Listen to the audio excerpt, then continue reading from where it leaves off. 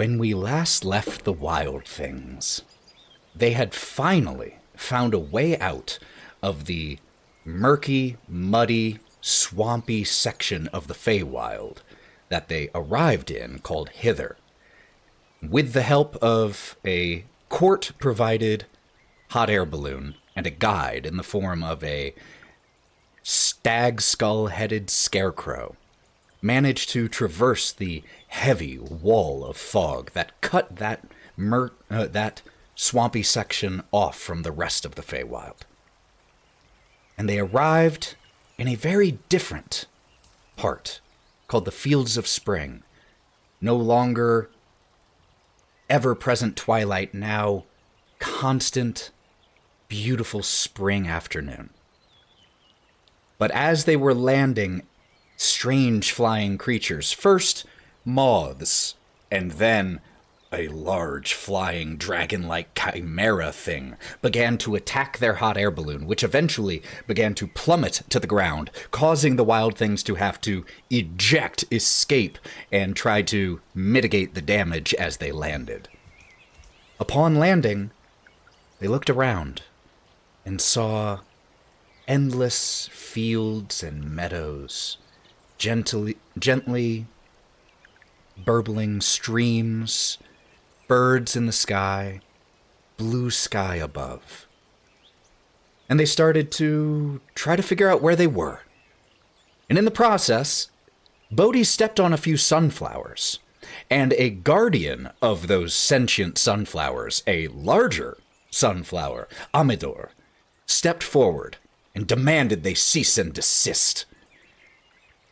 Discovering that they were in fact simply strangers who made a mistake, Amador offered to show them the bridge that leads to the nearby town of Vale Crossing, but in exchange wanted help retrieving his lost love, a queen bee who had been captured, acquired, something, by the bridge troll who lived there. And through sign language, reading thoughts, and negotiation, managed to come to an agreement with the troll, Jorgen, that if you all helped fix up the bridge, he would return Pollinella, the queen bee.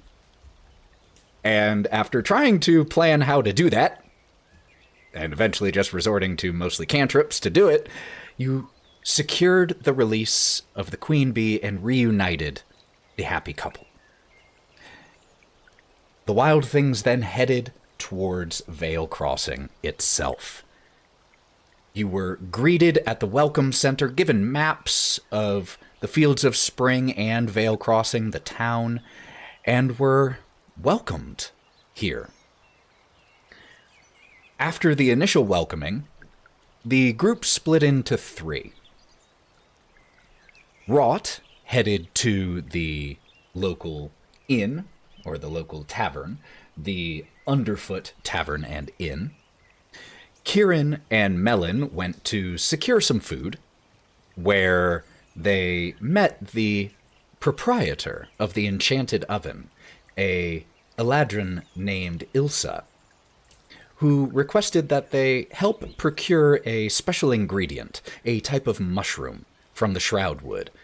And in exchange, Kieren negotiated a lunch date, should such item be returned. And while that was happening, Gromp, Bodie, and Otto remained and checked out some of the shops of the caravans that were set up right near the Welcome Center, including one booth which had a number of animals, including a horse with a papier-mâché horn, a hamster, and a very, very good boy. But after talking with the owner of that stall, realized it probably wasn't the right idea, but still gave the good boy some scritches at the end. And where we left was with Wraught having just entered the tavern. So, for clarity, before we jump into that, Kieren and Melon where are you all planning to go after having departed the enchanted oven? We'd probably go to town center because realizing that we don't have a lot of money. We know that Melon probably has none to his name because he just never holds on to money anyways because that's Melon. And Ty he got spirited away to the Feywilds with really what was in his pockets and tips from that night that he was working. So his funds are very low, capital V, capital L. So it will be trying to figure out ways in town just to make a few coins to even maybe help augment rooms or get food or just try to like maybe up our number of items because we still didn't get back most of our stuff from freaking Agden. Got So it. if somebody needs a new instrument or somebody needs a shield. So Kieren and Melon will be heading back to the town center, which is easy because it's right near where the enchanted oven was. What will Bodie, Otto, and Gromp, who is currently in tag-along mode, whilst being cardboarded, and Clapperclaw had initially set off with Wraught, but at this point comes back into view of the three of you. I'm not sure where she went, so can I stay with you? Yeah, you can. It'd be cool. We didn't really get to talk a lot because, you know, we were crashing. Not your fault or anything like that. Thank you for saying that. Yeah, great. Everyone here keeps looking at me weird. Well, they shouldn't because you're like super awesome and everything. You're probably just super intimidated, my guy. It's okay. They'll get over it. That's a damn problem, not a you problem. Clapperclaw straightens up a little bit. I'm intimidating. Yeah, when you open your jaw like that, holy fuck. And as if to illustrate your point, there are a few... You were around the carts, which have attracted a number of residents from Vale Crossing to come check out the wares, see what's available, look at the animals, hear the music. But there are definitely some families that skirt a little wide of your crew. I'm gonna grow my horns just a little bit to just like to those families that are looking, because we don't like when people look at us weird. Yeah, that's just how their faces look. It's not their fault. They're born like that. So where are the four of you planning to head? Well, this is a new town, and honestly, whenever we're at the carnival, we do get to stop in towns and stuff. Like, we get a chance to walk around, and I love towns, so I'm cool with, like, if you're good with it, we can go walk around and see what's around. You go places, man? Yeah. Oh, fuck yeah, I love going places. Hey, Bodie, I got a question. I know you grow things on your shell and whatnot, like that's your whole thing, but I've never seen that plant. He's gonna point to a really, really golden leaf back there. And it looks like it's the one that you kind of smoke sometimes. Do you mind if I pluck it? Oh man, I know the leaf is really pretty, but you want the flower part. Yeah. Take the flower part and the leaf part. Yeah, take it. Can you make it into the things that you smoke? Oh, Special day. I feel like it's a special day. This is so great. And he's gonna like throw his arms forward like he's got big sleeves that he's rolling out, but he doesn't. And then he sits crisscross applesauce right where you asked him to do this. And he takes the leaf and he smashes it under his hand. And then he takes the flour and he crumbles it on the leaf. And then he presses it and he rolls it. And he says, "Here you go, man." This is the best day ever. It's gonna be the best day ever, man. It's called mindfulness. Okay, let's go. So, with Otto, have you smoked this herb before? I can't remember. There's been so much inhaling. The overall herb, yes, because I smoked one when we were going from the basement, from the end when we got things. That's right. Yes, but this particular strand, no, it's a special thing. Got it. This is my elite shelf. So We've gone through some stuff. you inhale this, and it lets off a smell somewhere between the herb that you smoked the first time from Bodie and incense. It kind of smells like clove cigarettes, because of course Bodie would. Saying Otto is quite low on the volume. Let's see. Oh, what? Let me do a quick, hey, Ethan, when you're editing this later for the podcast, cut it right here. Otto, could you just give me a sound check?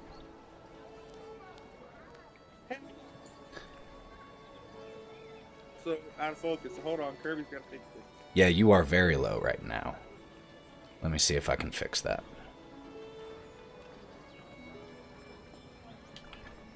Let's try this again. Otto, could you say something? Hi, everybody. It's your boy, Otto. Cool. Yeah, I think you were just a little away from the mic, so Otto's got to be... There we go. That should do it. Hello. Oh, so much better. So much better. So now I what can the turn you hell? back down a little. Hey, That's usually where I have it for everything else. when but you're okay. doing headsets, every little inch makes a difference. Hey, doesn't it? All right. Yeah, hey, that's Ethan. what She said. Ethan, when you're editing, start here again. All right. So it smells a little bit like cloves, and the four of you start heading towards the town center, because if you're going to explore the town, almost everything is connected off of there. And Gromp is behind, just plucking a little tune, getting the occasional looks of recognition as he is just taking in the environment around you.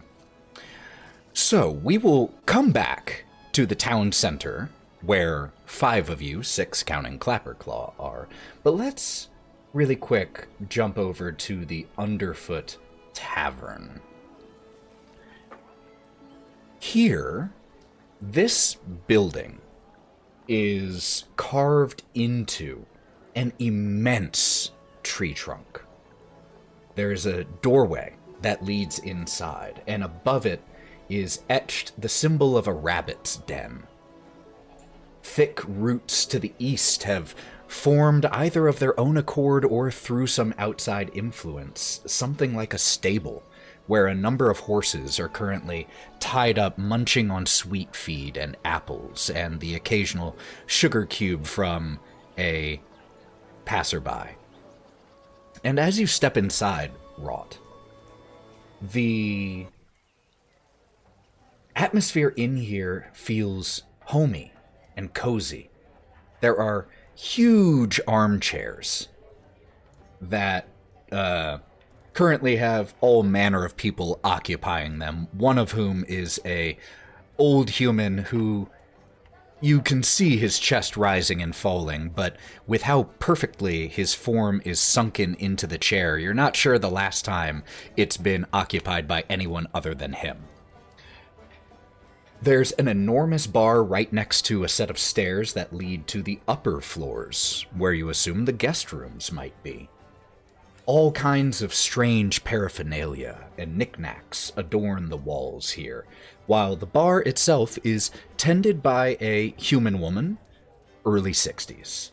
She has a round face, thick auburn hair, and there is a bard playing to essentially one audience member, at least one who seems to be actively paying attention. The Bullywug bard is playing on a small stage with a very out-of-tune lute that every time he hits a sour note, he's very clearly aware of it. You can see as his big bulbous eyes squint a little bit in pain with every sour note that he strikes. In fact, the music is loud enough, despite its sourness, that it makes it difficult to make out any specifics of the murmuring around the bar. There are, however, several interesting-looking figures in here. Despite it being relatively early in the day, it's just before noon or so at this point. There's a decent crowd here at the Underfoot Tavern and Inn. Go ahead and make me a perception check, just to see how many of these interesting individuals you make out. Spread out my brain and see what I get.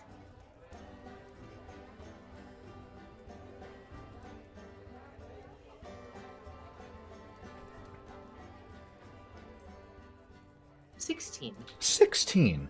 So we'll say that you see the vast majority of these people here.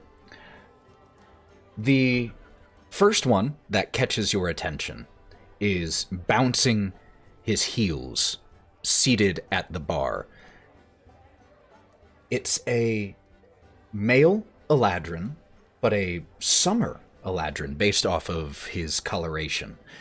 Beautiful red hair, has these red and green leaves that are woven into his medium-length hair near the ears, which exaggerate his elfin pointed ears. Not quite as long as an elf's, but they are exaggerated by the leaves that are decorating behind it.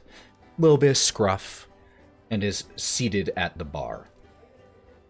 The next thing that catches your attention is a small table nearby where there is a satyr seated with a all-white tabaxi, and they seem to be playing some sort of game of skill or chance.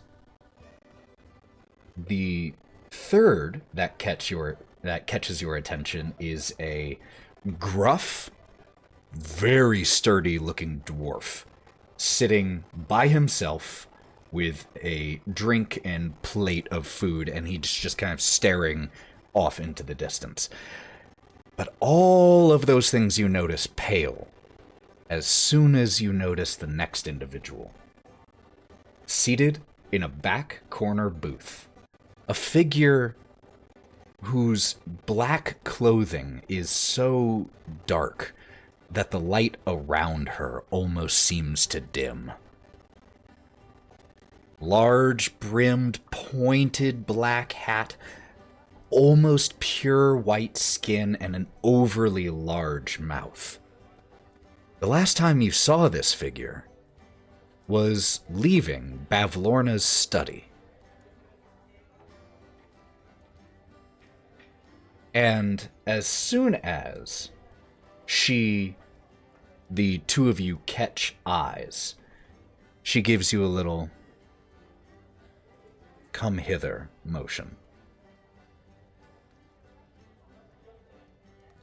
Do I seem to be drawing any attention as a newcomer? You get certainly people who, when the door opens, look over their shoulder to see who's coming in, but this is a town of... It is the only real town in this area, so people do come and go. So it's not like a completely isolated community where a newcomer is cause for commotion. But you get some glances, but no lingering ones.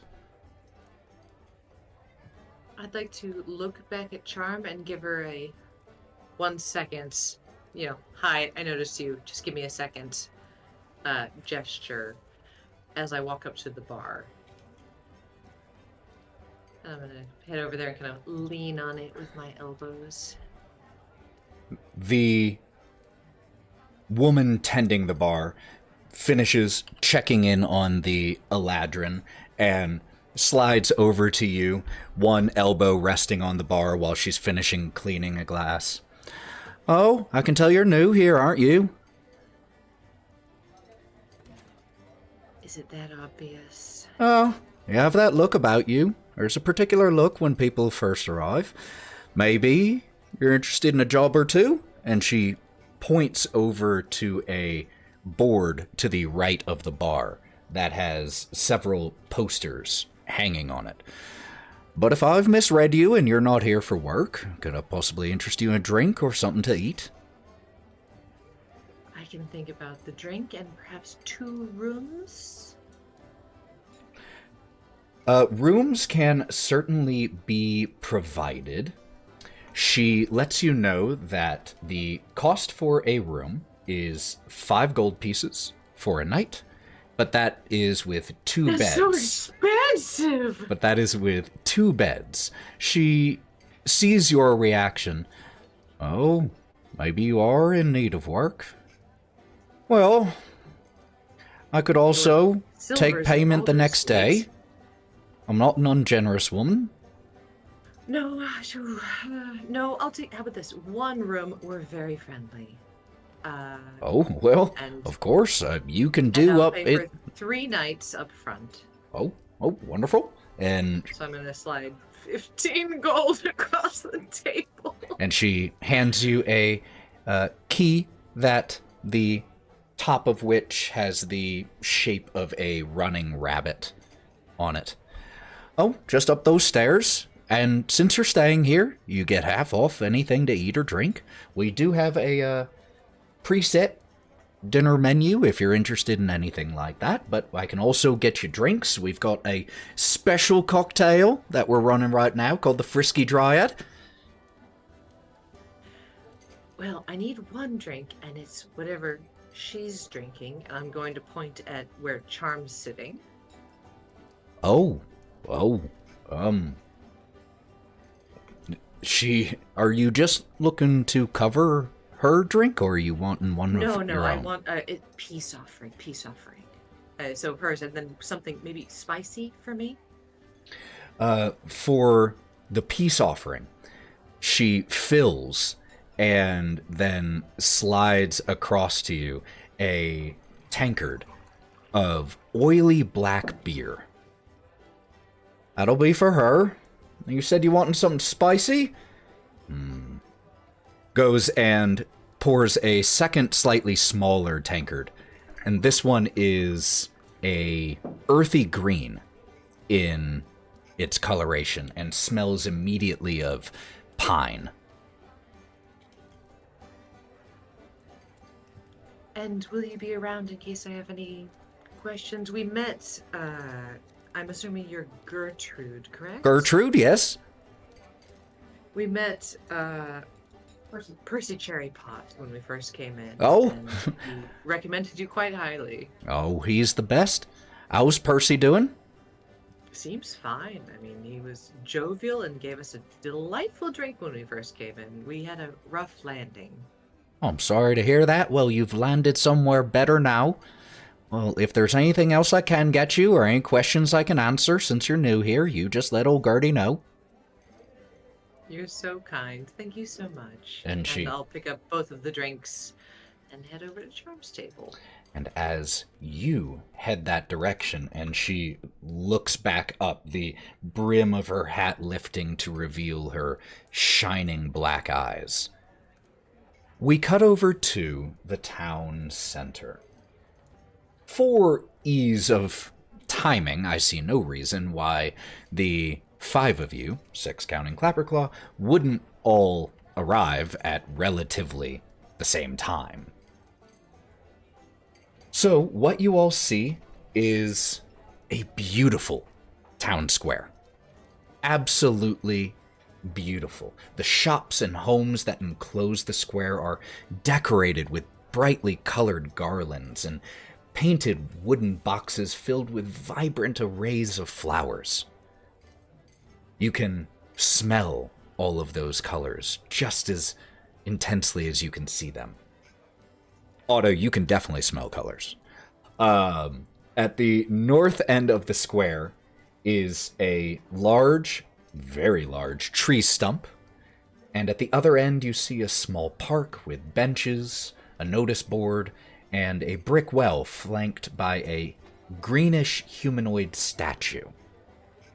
That statue, Kieren and Melon, you will recall, is where you stopped to toss a few coins into the wishing well. But even though the group of 2 and the group of 4 enter from opposite sides of the town center, it isn't large enough that you can't easily see each other, especially considering Melon is in one group and Gromp and Bodie are in the other. No shoe squad. They'll just, like, see them across from there and give a little nod, but not, like, run straight over there. Just kind of looking around and let the group come to them. I respect that.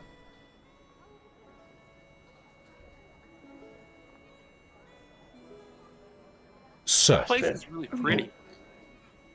Yeah. Like, it's nice to be in a... Oh, shit. That's his alter ego. Yeah, man, it's really nice to be in a place where people are just being people. Kai's gonna look them up and down and just be like,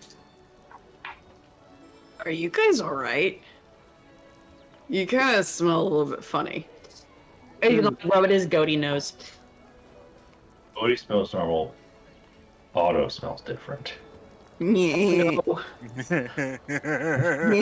And there we go. Without Wraught here, everyone's like impulse control is just shot, which is a great time to ask this question. Hey guys, does anyone have any money whatsoever? No.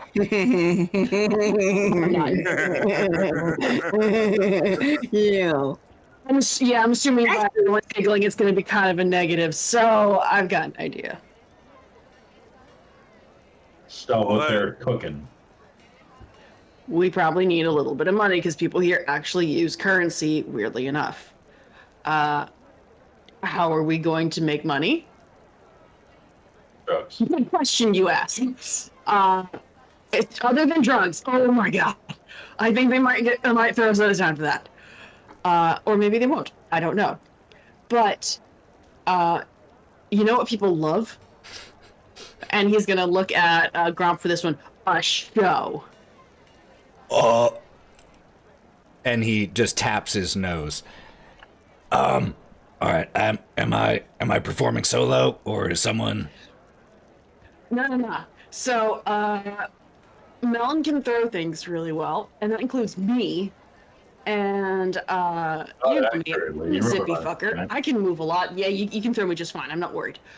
So it would be like music plus acrobatics, whatever Otto and Bodie are good at. Do you guys have skills that aren't killing people? I honestly can't tell you how amazing it is that you're suggesting all of this, because before we even met you, we kind of like got our name because of a group performance we did that sounds really similar to that one. No shit. Oh yeah, you guys came from the circus, right? Or whatever it is you guys came here through the porch for. Sorry, I wasn't there for that. Yeah, that thing. Otto, what did you do at the carnival? I ran a booth, like a ring toss booth. That's about it. Can you juggle? Yeah? Perfect. Bodie, what can you do? My tummy's a jump, man. Hell yeah. Alright. I wonder if they'll arrest us if we do anything, but you know what? It's worth it to try. So, if we go and find like a clearing near town center where not a ton of people walking through and where we're not like blocking a shop or people getting mad at us, maybe setting up a little thing like everybody had at the carnival. Putting a hat out, doing a little busking. Is that the plan? All right, this sounds like a group performance check to me. So I need everyone who is there to make me a group performance check, and depending on the result, we'll have you describe how it goes. Or could it be No, it's like performance. Melon's just throwing me though? But it's Okay. it's not. It's less whether he can throw you. He can. I can't. It's more whether he can do it and make it look good. Look, you remember last time. There's It presentation. didn't go well. There's presentation, and that's what we're rolling for here. My tummy's for sure a drum. I got 21. You are very good at drumming your tum. Oh, I should have Gromp roll for this. Could someone roll me, or Joe, why don't you roll me a d20? Ethan, you just went wildly out of focus Oh, in yeah, your I'll camera, fix it. but I'll I'll fix definitely it. do it. Stupid thing. See, with your flexing. Almost a nat 20, but not. I got a 19 plus 5 for 24. And Okay. Melon's gonna be throwing me, and I'm gonna be doing like sick flips and acrobatic shit. Okay. Like the rogue that I am. What's Gromp's modifier? What'd you get on the die? Modifier. I got an 11 on the die. 11 on the die? Okay, so he's going to have a 20, I believe. What about Otto? 26. Damn. And what about Melon? 10. Okay, you know what? I got a +7. The average here was very high. Well, we've established Melon has stage fright. Yeah, and if I do. I think that was actually everyone but one person getting in the 20s. So this is absolutely a success. So could the four of you collectively please paint me a picture of exactly what your part in it is? So I heard Kieran's. I guess I can go. Yeah, hit me. Essentially, what it is with Kieren is doing the best I can from like one-hand transfers, like helping him get up higher. Because then we'll going after fruit trees is like there's the good fruit up higher, that type of thing, and then it's like, and then yeet and try and catch.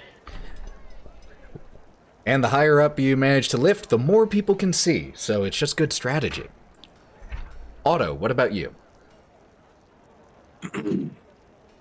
Well, still having joint in hand, I'm going to juggle, but also blow smoke rings out the side of my mouth to make circles for the joints for the balls to go into, and just rings to keep going through them. And I'm just going to pass it through that. Carnival, baby. Nice. I love that so much. Go Bodie. wild. He's got the joint in his mouth and he's drumming his thumb. Yeah. And he's shaking. And his plants are shaking. And he's smoking. And he's drumming. And bring us home, Kai. Before it starts, Kai's gonna be the front man. As everybody gets set up with their little, I think Gromp has a replacement hat probably maybe in his bag or something. Somebody has something that can hold cash. Yeah, he has a shitty hat. No. Oh, absolutely. When you make that offer, or when you make that request to the team, you come over really quick. You're like, "Fuck, we need somewhere for people to put their gold. Gromp, your hat." Gromp slowly reaches towards his head and grabs it and pulls it down a little on his head. This is my last hat, and Clapper Claw goes, Oh, pops his head off and just sets it right in front of you all. Thank you for your participation. Which is, and then he steps off to the side, but continues gesticulating as he starts to also aid you in hawking for the performance. But the sound, it's still coming from his mouth, which is over there on the ground. So as his skull is inverted on the ground, sitting there with horns and just the snout touching the ground, it's still moving as just... yes, come and see the Wylde Things. Ethan, sorry, we're gonna take a pause there. His camera went off, so I think everything's all fuzzy She's right trying. No worries. Okay. Good. Sorry, everybody just froze for me. My bad. But I think I got the gist of it. So yeah, Clapperclaw with the skull on the ground and the mouth of the skull moving. Come see the incredible... what were you all called? Wylde Things. From the Witch-like Carnival with the Witch-like Monarch featuring. Wild Monarch.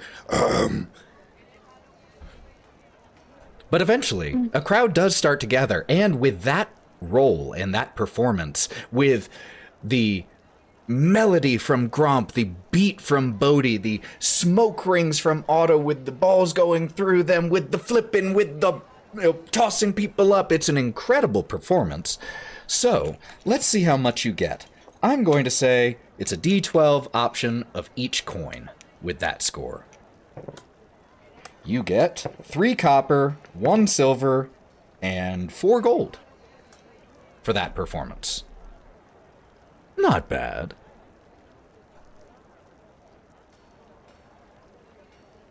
Okay, we'll probably just keep puttering away for a few minutes, see what else we can get, but otherwise, after we start getting tired, we may head towards the end.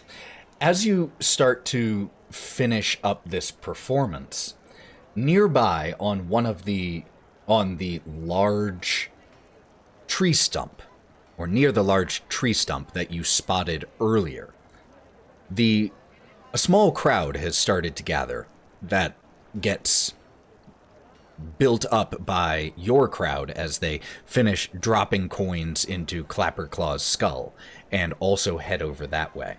And stepping up and standing on the large stump is a plump, balding Eladrin man wearing a well-made but not well-fitted to his rotund form waistcoat, the undershirt unbuttoned because of the warmth, sleeves rolled up, and as you all stop performing and gather your coins, you're able to catch some of what he is shouting from over there. I sympathize with you all. The goblins are indeed a nuisance, and impinging on the precious shroud wood. The man calls out, to a number of boos echoing out in response, along with cries of, "Bring back Oberon!" Now, I know we all miss Oberon. Who doesn't? But we have to deal with the cards we were dealt. I assure you I am working very closely with the sheriff to think through our options. No one wants an all-out conflict with the goblins, of course. There is another chorus of responses, and he continues speaking, though in a slightly less loud voice, addressing people's concerns individually, so you can't quite make out the specifics from where you are at this moment.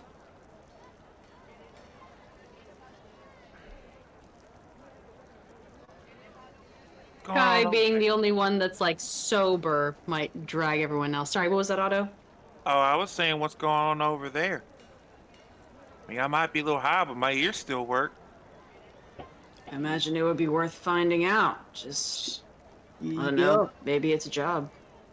Or, I'm always down to kick some goblin ass, it's fun. It's one of my, maybe like my 6th favorite thing to do. But, it might be worth checking out what's going on. I mean, didn't you hear? Guy missing, goblins, woods. I have ears. See, there you go. They're right here. Big man. Bodie, you want to come? I sure freaking do. Clapperclaw, get them. Can you get the money up and then come with us too? He walks back towards his head, a little shaky on his feet, and you realize it's because he's seeing the world upside down and not from where he currently is. So he's trying to navigate the best he can, but eventually makes it to his skull, dumps the coins out, which rattle around for a little bit before falling onto and then off of his large lobster claws that can't really pick it up. And as he sets his skull back on his head, Well, having those rattling around brought back unpleasant memories. Understandable. and so the 6 of you start to head towards the Eladrin man and on the stump. We jump back to the Underfoot Tavern and Inn. Wraught, Ooh, selfish it being just me. you approach the table where the tall, very, not slight, almost stretched woman sits, and you are holding the two tankards in hand. Let me just switch one thing really quick. There we go. Awful. Okay. So you head that direction. Is there anything you're saying when you walk up? Yeah. As I walk up with her drink, can I kind of like shake it a little bit in my claw and go, "Dare I ask?" And then I'm gonna set it in front of her. You set it down in front of her, and she looks at it and gives a very small but appreciative nod. Please join me. I'll sit down across from her and pull out like a second chair so I can prop my feet on it. Just extra casual. I recognize you. You were in Bavlona's cottage. I recognize you as well. You were in Bavlona's cottage. Fancy that. What brought you there? I am a simple woman of business. What was yours? I'm a simple woman who finds herself in a strange place with a party who's looking for something. Interesting. I'm looking for things too. Would you, simple woman, and your strange friends be interested in looking for something for pay? I'm always interested in pay. Would you, simple woman who's selling things, be interested in trading anything for some information? Depends on the information. What is it you wish to know? And she grabs the oily black beer and takes a long drink from it. I'll take a sip of my strange green drink. It tastes strongly of pine. You see why it was recommended with the spicy word, but it's not spicy as in hot, it's spicy as in spices. I think I'm gonna like take a drink and then immediately put it down and backwash it back into the cup. That's fair.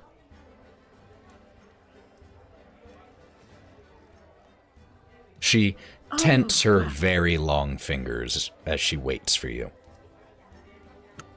I think immediately 3 things I'm interested in learning, and we can discuss whether the answers are going to cost me. How's that? She First, simply looks at you and waits. how did you land safely and avoid the Jabberwocky? Or I guess I don't know that it's called a Jabberwocky. It was said. How did you avoid the Clapperclaw said Great. it. Oh, Well, okay. Jabberwock. How did you? Yeah, the Jabberwock. 2. What do you know about a magic mirror owned by the hag who lives here? And 3. What do you know about moving on further than this realm?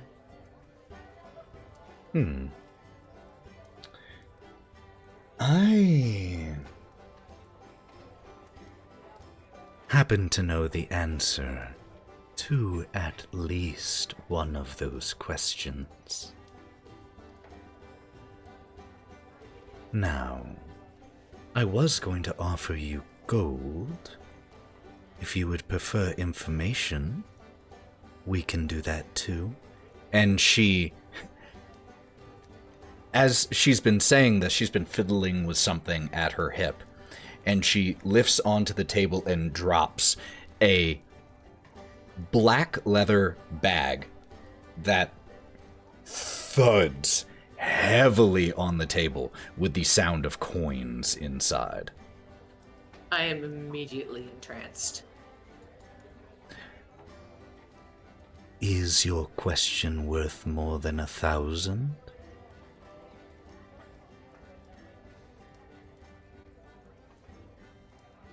start like salivating a little bit. Oh, and she sees this, and so she, with her long forefinger and thumb, just pulls one of the cords keeping the bag shut, and the coins spill onto the table.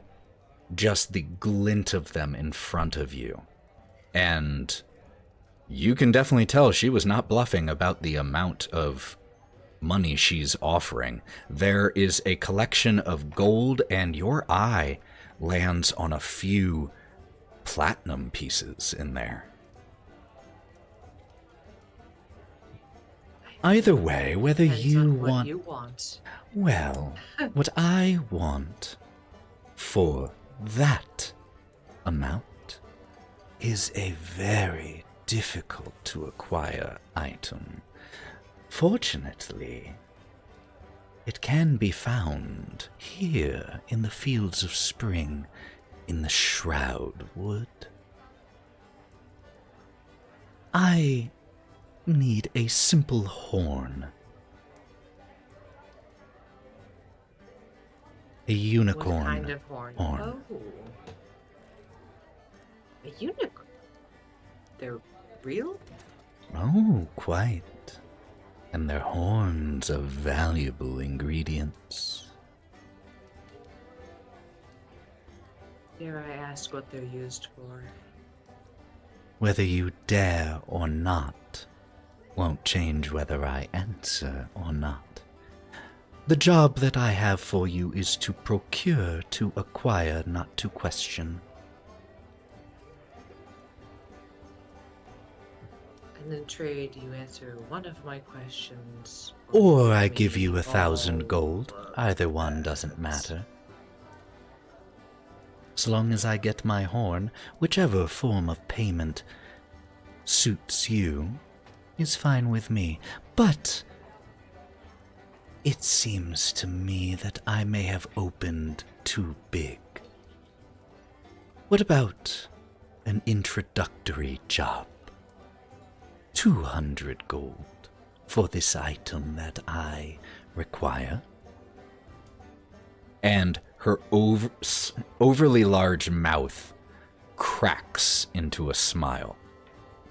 One troll's eye.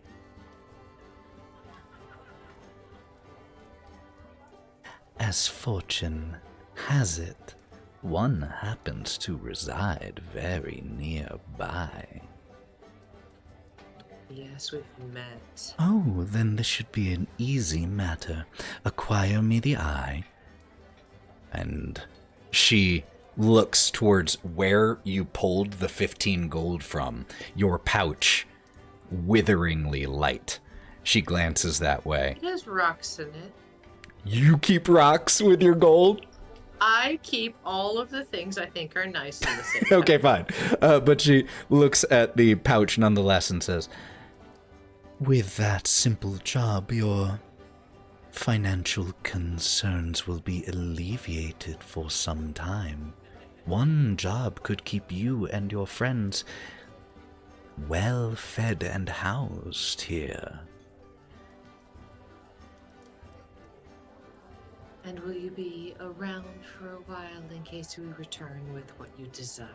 A few days. After that, I must move on. In that case, we know where to find you if we stumble across such a thing. In very smooth movements, grabs the bag, relaces it, pushing the spilled coins back in and reattaching it to her belt. Grabbing... Actually does this, like, my claws dig into the tabletop and leave, like, 1-inch gouges as I, like, try not to touch it. She grabs the mug of ale that you brought over as a peace offering, sitting back into her seat, long legs crossing at the knee. I'll be here. So will the gold, or the answer that you seek. And it's a good one. I can't wait. I'm going to excuse myself and leave my drink at the table. Okay. Are you excusing yourself to still here in the tavern, or are you going elsewhere? I'll stay in the tavern because there's some very interesting characters. Stay. And so as you back away from this table, the gaze of this woman lingering on you until she seems to forget you entirely, we jump back once more to the town square. And the 5 of you were heading over to where the Eladrin, who seems to have at least some official capacity here based off of the manner with which he was speaking. But by the time you arrive, he'd been talking for a little bit longer, but the crowd seems to disperse with much head shaking and murmuring and disapproving comments. And the Eladrin puffs his cheeks out and wipes his sweaty hands on his waistcoat as he hops down from the tree stump, gathering his notes that he'd brought over and his jacket that he drapes over his shoulder before turning around right into the 5 of you. Oh, hello. I don't believe I recognize your faces. New here to Vale Crossing? Well, yeah. it is a pleasure. And he bows deeply. To make your acquaintance. Wraught is the name. I have the pleasure of being the mayor of Vale Crossing. I hope that the accommodations have been kind to you thus far. Your town's really, really pretty. Thank you. We take great pride in it. Are you well? Do you need a glass of water? Oh no, I'm fine. Everything smells really great here, and it's very bright, and just everyone's so happy. And Great town. Someone is walking by at the moment and has a tray of items that looks like they, or at least Kieren and Melon, you recognize it looks like they probably came from the enchanted oven. And Mayor Voro reaches over and plucks one of the items, and the woman looks back at him and gives a wink and a laugh and says, and just holds it out to you, Otto, with a knowing smile on his face.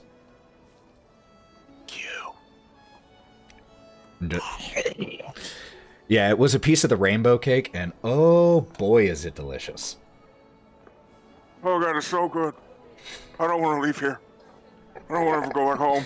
I want to stay here forever. And you take a bite of this confetti sprinkle covered cake, and as you do, just a second of confetti seems to fall around you. None of the rest of you saw it, but Otto, you definitely did. Oh, cool. Well, if there's nothing further you need, I hope you enjoy Vale Crossing, be welcome here, and know that you are safe here. That last part seems a little different in tone than the rest. Did we all notice that? I would say that if you noticed it, make me an insight check.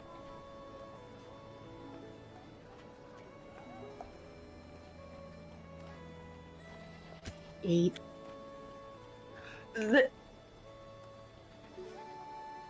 Hold on 1 second, Sarah. Your camera... Okay, try now. Mayor. Sir, actually... I'm trying. I'm really trying here. I promise I'm trying. Could you try that one more time, Sarah? I'm gonna ask her to come over and sit by me. Yeah, no, because mine seems to be working. I'm ending my... Oh, don't... if you're planning to end the Discord, before you do that, we should take a break, because that'll screw up our format for a little while. Okay, you know what? Sometimes the break comes to you, friends. And in those cases, you just There's a roll lot of with it. cussing over here. So while we deal with just a few technical issues, go get yourself a drink, go get yourself a water, stretch, and we will be back as soon as we can. Be right back.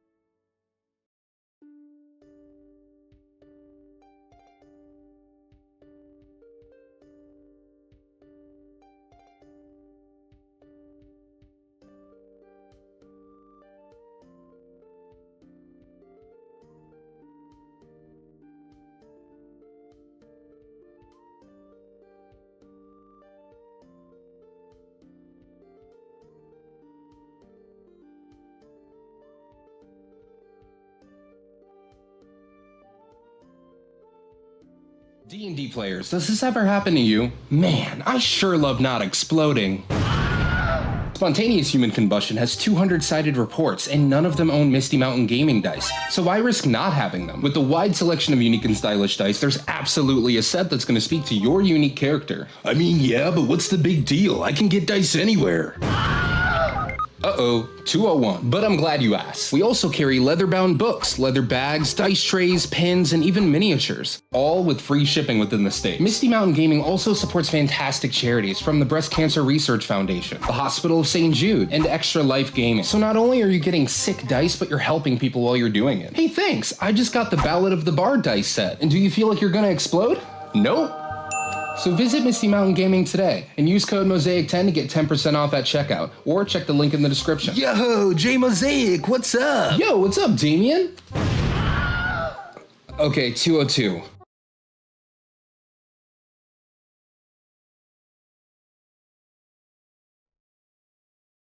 And we're back. Let's try this again. So, when we left, you all had approached and begun speaking with the mayor, Voro Tyrick. And he had just basically said, if there's nothing else you need... Actually, question. So, we're here from out of town. Otto here, our good friend, is the Wishlight Monarch. Came from the Wishlight Carnival. Passing through town. Interested in helping out along the way, helping people where we can. It sounded like you were in a bit of a bind. What is this about goblins? You're looking to help, you say? Maybe earn a few coins in the process? You certainly do have the look about you of adventurers. And, noticing again the trident, even though some of your weapons were taken at one point, you have rearmed, and while there are a lot of people here in Vale Crossing, which include those of human descent and non-human descent, there are not many people here who are armed to the teeth. Especially in town. It's very common that people will have a sword for traveling or things like that. But given you all just got in town and haven't had the opportunity to drop off your things if you wanted to, you are still walking around fully armed. So it's as he gestures towards you. There is a situation with which we could certainly afford some assistance. And as mayor with access to the treasury, I would be certainly able to and happy to reward you for your assistance. Sounds good. Tell us what's the problem. There are certain... The Fields of Spring were not always exactly as you see it now. One second, let me pull this up. Give us the lore, bitch. Drop it!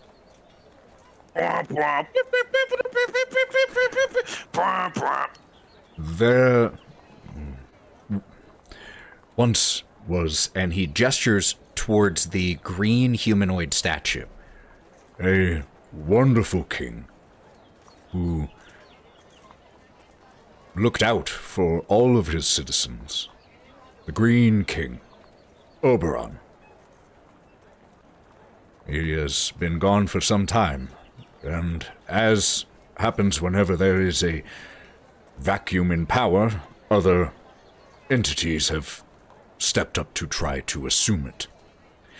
Since he has left, a collection of goblins under the leadership of one who calls himself the Great Gawk have begun, And he cringes when he says this, a logging expedition in the Shroudwood. They kept to themselves at first, and since we are a simple town, there was little we could do, but it has since become clear that they are not content with peacefully operating their own endeavors. And eventually, they will seek to take over more of the Fields of Spring. If you were able to disrupt their logging operation, stop whatever they're doing before they can clear out the Shroudwood and go looking for, and he gestures around him to the collection of trees all that you can see all around Vale Crossing, more lumber, we all would be incredibly grateful. I would be willing to offer a reward of 1,000 gold if you should be able to deal with this threat.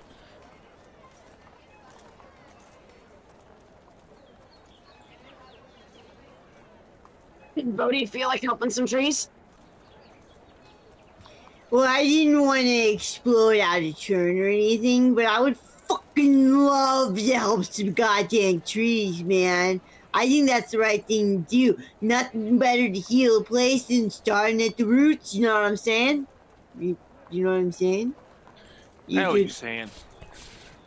Wipes his sweaty hands again on his waistcoat. Oh. Do you all have a map? I can show you where the logging operation is. Person Here you gave us go. maps, right? Correct. Yup, And here it is. Otto holds it out, and the mayor unfolds it and draws a little circle around a section that is to the eastern side of the map. Right out here, at the outskirts of the Shroudwood, is where their logging operation is, at least where the headquarters are currently set up. I am afraid I don't have much more information than that. I've simply been concerned with keeping people here calm and not worrying too much. Do you guys have a force to protect people? We have a sheriff, but there hasn't been much need for any town guard or anything like that. Plus, the sheriff himself has been a little distracted with this whole snark thing, but that's a whole other story. Snark. Don't worry about that. The goblins are the true problem. I have another quick question if you don't mind. Unless, of course, you're too busy. No, of course. What, and pitching his voice to be heard by others around him. What can I do for you, of course? As we were entering your fine domain, we were blasted out of the sky by a freaking Jabberwock. What is with that? Oh. Terrifying creature, I've heard. Yeah, it is. Oh, good. I'm good. You didn't lose anyone, did you? Good thing. Good thing. I would simply count your blessings if I were you and not look for further trouble on that front. At least, as far as I've heard from hunters and from explorers, it tends to leave alone those who leave it alone. It kind of came out of nowhere. We were literally just flying in, and then it came out of the sky and blasted us to bits. Either it's mad or something else is going on here. I'm afraid that I can't answer too many specifics on that front. What I can say is Vale Crossing has many incredible artisans and shops for you to outfit yourself before you go looking for such things. If I may recommend the woodcutter's axe, some of the finest blades you could ever get your hands on. Okay, but one more thing of cool stuff. What is with the troll, and do you guys have a problem with it? Because he was difficult to communicate with. Oh, Jürgen! Oh, he's sweet, isn't he? It's something. Yep. Mm-hmm. No, absolutely harmless. He means well. Luckily, he's very, very strict about the toll thing, but we've come to find out he accepts most anything as a toll. He simply wants to help. If you don't want to have to deal with that whole thing every time you go in and out, I recommend taking the eastern exit out of town. Duly noted. Cool. Yes. You said you were working with the sheriff for the goblin thing. We'll probably go talk to... Who's the sheriff? Well, before I answer that question, the little one with the pupils the size of saucers, you were raising your hand? Yeah. So you said it's in the goblin are in the Shroudwood. Shroudwood. Right? Mm-hmm. Yeah. How far is that from here? If you're walking, assuming that you don't encounter anything that slows you down, should be there a day's travel. Do you have, if we go, do you think you have like a buggy that can transport us and make it a little bit faster? Just on like official Vale Crossing business? Yeah, ma'am. We need an escort. I don't know if I can do an escort, and I don't know about a buggy, but I'm sure that I could get you 1 or 2 horses, speed up your trip. Mr. Volo, I'm gonna be real honest with you. Voro. Sorry. No, it happens. People mistake me with Volo all the time, but no, I am not that Volo. I am Voro. Voro. Sorry, Mr. Voro. I have trouble with my R's. Especially lately, Yeah, you see these 2 big motherfuckers behind me? Okay, 2 horses? And kindly, I don't mean that in a bad way, but kindly, I don't think 2 horses is going to be enough for them. Yeah, it's running like a snack. What? No, we're not eating the horse. Oh my god. Oh, wait, what? We're not? No. Well, maybe I could take a little out of the reward money and use it as a down payment if you wanted to procure yourself horses. Is that a fair compromise? Is that fair, y'all? It is only a day. There you go. Well, fair enough. You can do that. Before you head out, come find me. I can normally, if I'm not here, you can normally find me in Blackberry Row. Come find me before you leave, and I will withdraw from the treasury beforehand to make sure that I can give you a down payment where you can rent yourself additional horses. But 2 will still be on the people of Vale Crossing. Thank you very much. If you need anything else while you are here, Voro Tyrix the name, just let me know. Hello, how have you been? How's the boy? And goes and starts carousing with people trying to be the jovial face of the town, leaving the 5 of you. Bodie, he didn't answer where the sheriff is. Where do you think the sheriff is? Well, I know he said that the way out of town was west, so I would assume that the sheriff is not that way. So you're saying go east. Alright, let's go south. Well, yeah, man, I mean, that seems great. Yeah. So are you all going to try to find the sheriff's office? I think Otto had something. Oh, no, that was me just grabbing Oh, Bodie's hand to man. make sure Yeah, which I way mean, to go. Yeah, that's nice. Go find the sheriff. All right. Right. Okay. The 5 of you start heading that way, and we cut back to the Underfoot Tavern and Inn. The music is still going, and what are you up to in here, Wraught? Can I? Ooh, I think I want to surface level cast Detect Thoughts and just kind of bounce around the room. I'm gonna get myself a glass of red wine. I'm gonna sit at the bar very casually, with my arms on the bar and my back to the bar, just kicking my little toesies around, and just very casually bounce my thoughts around the room to see what's interesting, to see who to talk to first. And I have this, I don't want to know what they're thinking necessarily. I just want to know who might be the most interesting to start with. I don't know how I can answer that for you, though, because I don't know what's interesting to you. So I think all I can actually tell you is their general surface thoughts, and you have to decide which is most interesting to you. Otherwise, it's just me as the DM saying, go over here. So you sit at the bar, back to it, activate Detect Thoughts.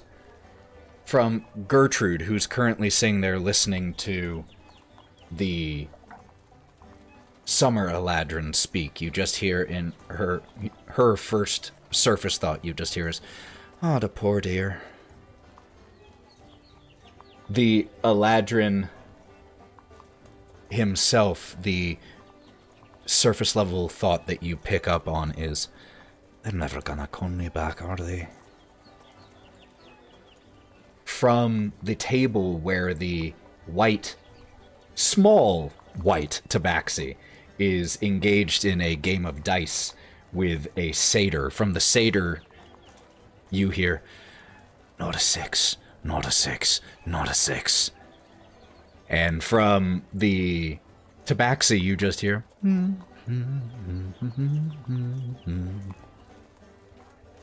The dwarf at the back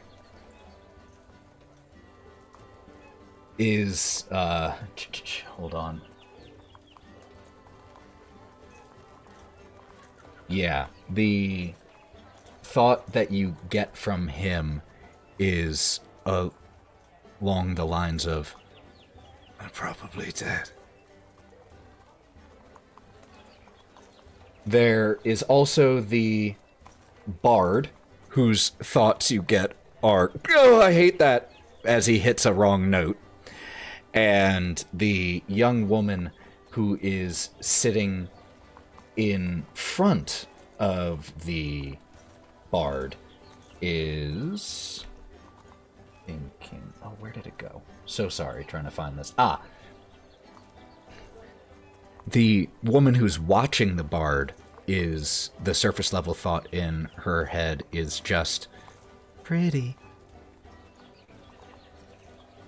Without pushing harder, those are the surface level thoughts you get from people. I turn my head to Gertrude and go, "Do you accept evening acts? I have a friend who plays proper notes." Oh, of course, we're always looking for more. Poor Caesar. Can't really do much about the instrument he's gifted with, though. Tries his best, though, bless his heart. Is it the instrument or the bard? Oh, I'm not really sure. I think it's the instrument. I'm no bard myself. Well, maybe we'll have somebody look into that. We can't stay forever, but it would be nice if... Another drink? Somebody... Yes, thank you. Did you want another Shroudwood Ale? Or were you looking to try something new? I get that the pine is spicy here, but looking at this, what would you...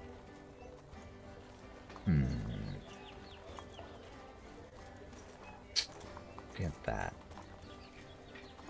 Yeah. That was an interesting challenge. Know what? And goes back and starts to pour in surprisingly deft hands for her look, is clearly an experienced mixologist, shake, and pours out this chilled, blue, cloudy cocktail that's reminiscent of liquefied sapphires. I didn't have anything that would be rubies, so this was the best I got. Well, I guess I'll just have to give you some feedback when I'm done with it. I'm going to pick it up and bring it over to the dwarf's table and sit down across from him. Okay. Let me get back to that page. You walk over to this dwarf, and you notice that he is covered in bandages. And his left arm is in a sling that holds his arm tight to his body.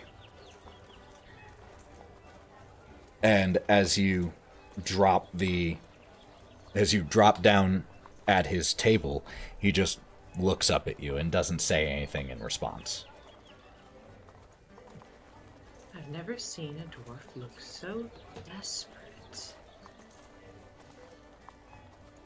Desperate? Not sure that's a word for it. You're still clinging to life, so you must be desperate for it. I'm not the one that came You're the one that came to me. So why don't you tell me? What are you desperate for? Something interesting. Tell me, what have you been up to? Make me a persuasion check. I just demolded this dice. Let's see how they roll.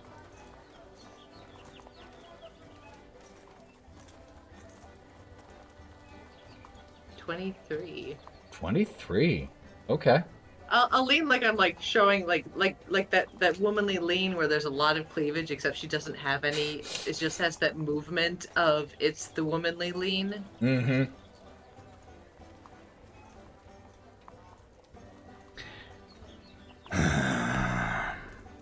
Why not? I've been talking to myself inside my head all night. Might as well talk to someone else, I suppose. Mind if I at least ask her name before I start spilling my guts? Can I mentally in his head go, oh no, don't worry. I can listen inside your head too. Please don't. Wraught. With a W, not an R. Wraught. Elkhorn. With an E, not a Y. I don't really... This is probably going to sound coy, but I assure you that it isn't. I don't really know what to say. Don't really know what's interesting. I can't really remember much before a week ago. Fragments, pieces, not everything. From what I was told, some people from Vale Crossing found me and another figure unconscious outside of the Shroud Wood. When they approached to try to see what was wrong, a group of goblins ran and grabbed the other person, whoever it was. Took him into the forest. I'm guessing it had to have been Strongheart. Had to have been. I don't mean to pry, but if you can't remember,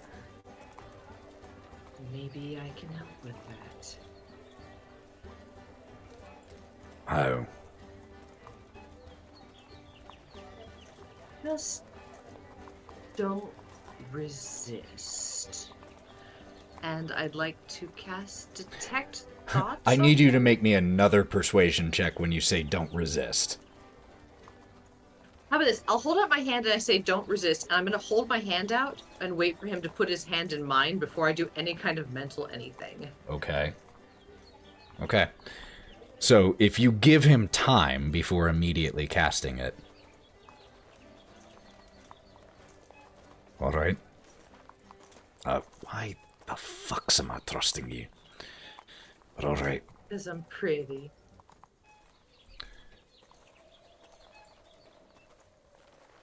And he straightens, and he, with his good hand, still bandaged, puts it into your hand. And I'll use detect thoughts, and I'm gonna go as deep as I can. Okay. So I've only ever used it for surface level as long as I've had it and the ability to use it. I've never gone any deeper than surface level. Okay. So I'm gonna try to do a deep dive. Alright. You push into his mind, and true to his word and your suggestion, he does not resist. You get flashes. Scenes of a group of adventurers, of which Elkhorn is one.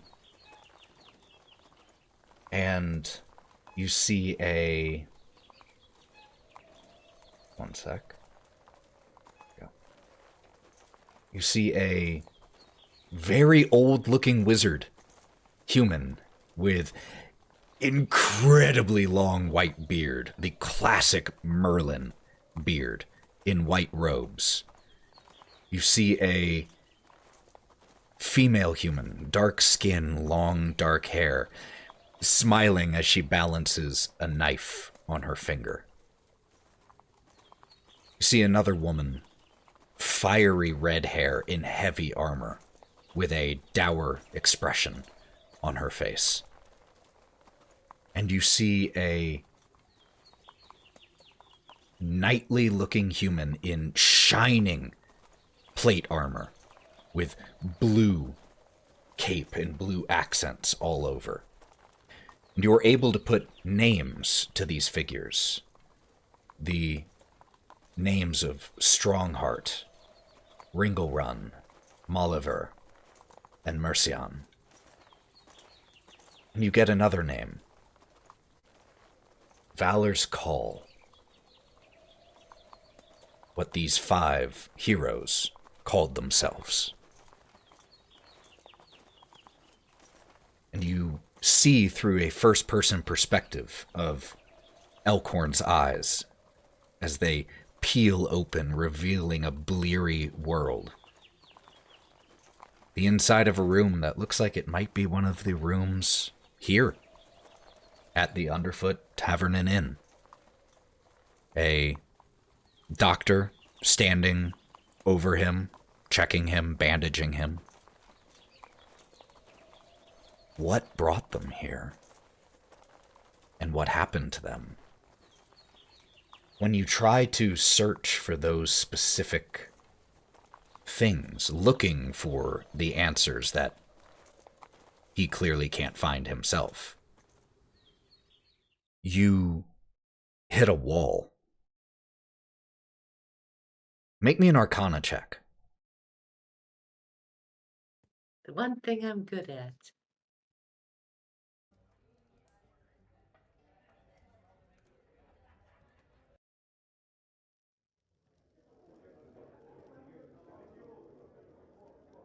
$18. Someone's tampered in here. There are gaps that are far too clean in Elkhorn's memory. Severed. Not simply faded. Not simply lost. Excised.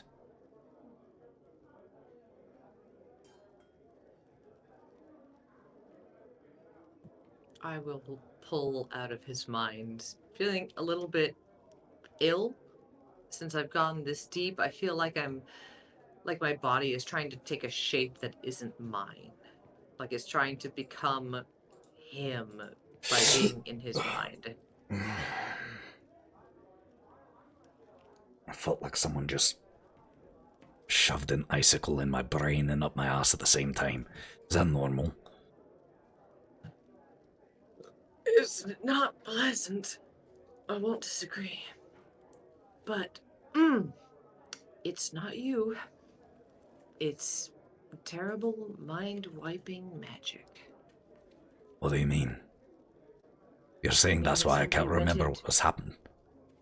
Exactly. I mean that somebody went into your brain and dug out what they wanted and took it away from you. There's huge gaps in there, like somebody took patches out of a quilt. Why, though? Were you able to see what brought us here? Were you... I saw your companions. I saw that you were enthusiastic. And I don't even fucking know if they're alive. As far as I know, they're all dead now, but... They said that the other person who was with me was taller than me. Human, All of your male. companions were humans, all of them. There was a man in knightly armor with blue cape. They said that... I asked. They said it was a man. I asked if he had a big white beard. I said no. So it must have been Strongheart. Must have been. And maybe he's still alive out there, and I'm stuck here healing up like some kind of invalid. You have a lot of spark, but if you go out there, I mean, the flowers are killers, let's be real. Do you know, have you been here for a while, or did you come here from the other realm? I know that we're not normally from the Feywild. I know that. I don't even remember coming here. I just remember waking up upstairs. Them bandaging me, telling me some fucking goblins took my leader. My best friend. A friend who's missing something too. It's a strange thing here that you can just trade away anything. It might be that you traded your memories for the lives of your friends. I don't know. Well, then where are they? I'd at least... I'm not the brightest, but if I were to trade my memory, I'd at least ask to remember that they were alive. Wouldn't I? And he pauses for a second. Wouldn't I?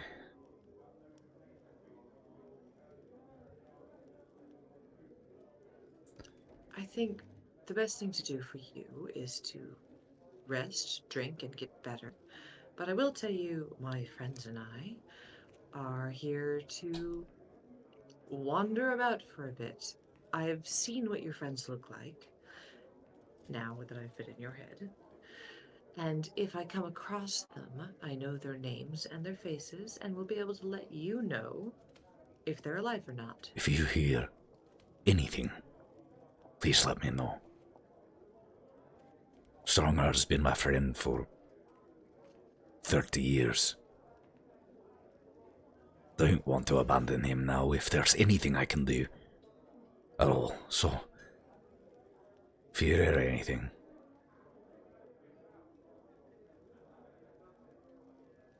I'm not normally in the business of doing anything for free, but I do feel a little bit sorry for you, so...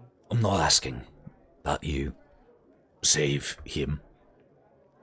I'll fucking do that. But... I'm gonna look him up and down with his bandaged arm and all of the not yet. wounds. Won't do it yet. I'm not asking you to do it for me, at least. But if you just hear anything, if you could send a word, anything, I would appreciate it. See you're here, you'll be the first to know.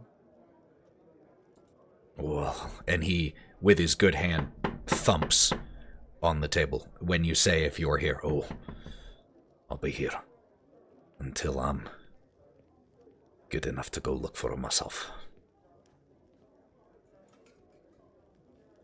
I'll clink my glass to whatever he's drinking and take a sip. Well, cheers to that. And he lifts it, looking slightly over your shoulder. Not at anything, just not at anything. And toasts yours and just, without blinking, just knocks his drink back. And we cut back over outside of the tavern, trying to find the sheriff's office. Could you all make me investigation checks, please?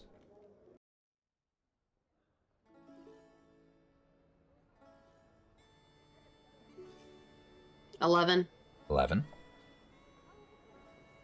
And this is Melon, Otto, Bodie, and Kai. No, I split off to go get Wraught.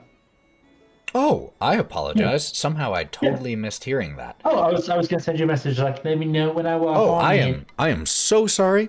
Sorry, love. Sorry, love. I was miles away. No, but you expedition going on. I didn't want to interrupt. Then, as Bodie and Otto also roll their investigation, we will rewind just a quick. Rewind just a quick second, because at that point, as you two do your cheers, I would say that is right about what we see is Melon pushing through, opening the door, and seeing as Wraught is sitting with a dwarf at a table. And so that is where we'll pick back up afterwards. Otto, Bodie, what did you get? 18. 14. 14. So I will say that between Bodie and Otto, Kieren, you're kind of busy keeping track of everything that you've been putting together. That all the information that you've been hearing, so you're not as helpful at looking around. But you do find a small, squat building that has a sign that says Sheriff Grimm on the door. As a quick aside, I do see that Sarah's screen is frozen. Is it just the camera, or is it all of Discord? Her internet. No, she lost everything. Not the internet. And there she goes. Anything but the internet, please no. Well, since we are right there, do we want to take just a quick 3-minute break to let Sarah rejoin? Because if Joe were still in the right frame, I would say we could just jump back to the other scene, but I can't. Yeah, but except I'm somehow between everything. I can't. Okay. On the 3-minute break, we're hooking up with the Ethernet. So, all right, cool. And we'll be hopefully back. Well then, friends, like I said, sometimes the break comes to you, but it shouldn't be too long. As soon as we are able to jump back in, we will. So please don't go anywhere, so we can see as the crew meets Sheriff Grimm.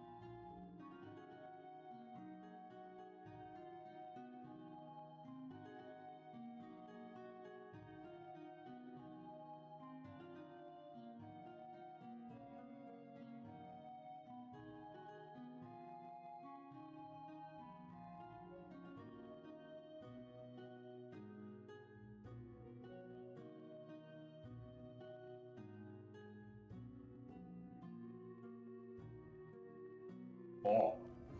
Guess what, y'all? Oh. We're back. Oh, yes, I love you back. So, where we... Cursed storms. Yeah, storms will do it.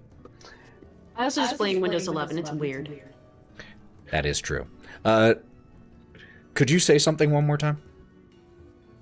Because I was getting an echo. I wanted to see if there was a reason. No. Oh. It's because Joe is still on talk. There we go. Yeah, Joe had her thing on. See? It's good now. But I just wanted to solve it right at the get-go. Okay. Please. So, eventually, Bodie and Otto, you managed to get directed to a squat, small building. Not in the center of the town center by any means, but definitely easily accessed via the town center, with a sign on the door that says, Sheriff Grimm. Game him.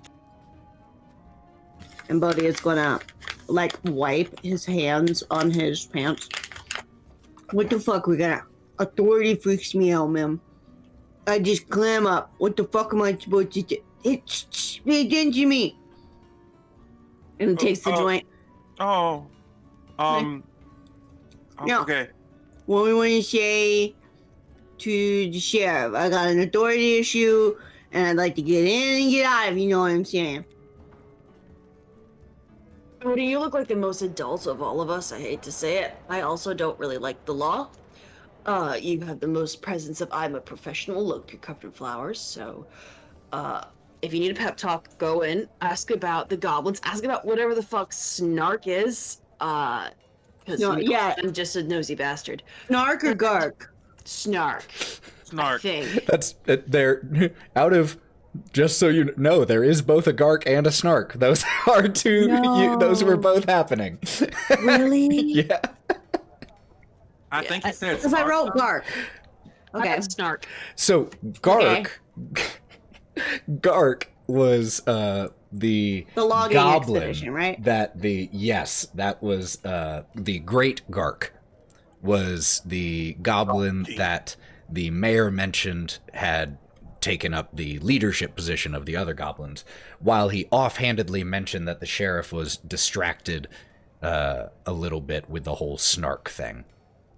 So yeah, ask about Gark and Snark and the goblins, and just ask about stuff because again, you look like an adult. Got it. Okay. Yeah, for sure. I'm totally registered as an adult. Technically, I am over the age of 200, so I say yeah, probably. Okay. Knock knock, motherfucker. I mean, knock knock. I was gonna nudge Otto to go with him, maybe. Well, I'm already up here. I like talking to people. It's fun. Do you want to do it? No, but I'm gonna help you. Oh, fuck me, man. Okay. And he wipes his hands The again. storm of the castle. It's gonna take a miracle. And goes in. You head inside, and as you open the door, a small bell rings from above the door as you enter. The inside is simple. It has a wooden desk facing the door and a large but empty iron prison cage that dominates the majority of the rest of the room. It is very much one of those, as you've seen in some Western movies, where the sheriff's office is just a single room where it's the desk and the cage that someone might be kept in if needed. There is a bear of a human sitting behind a desk that is clearly too small for him.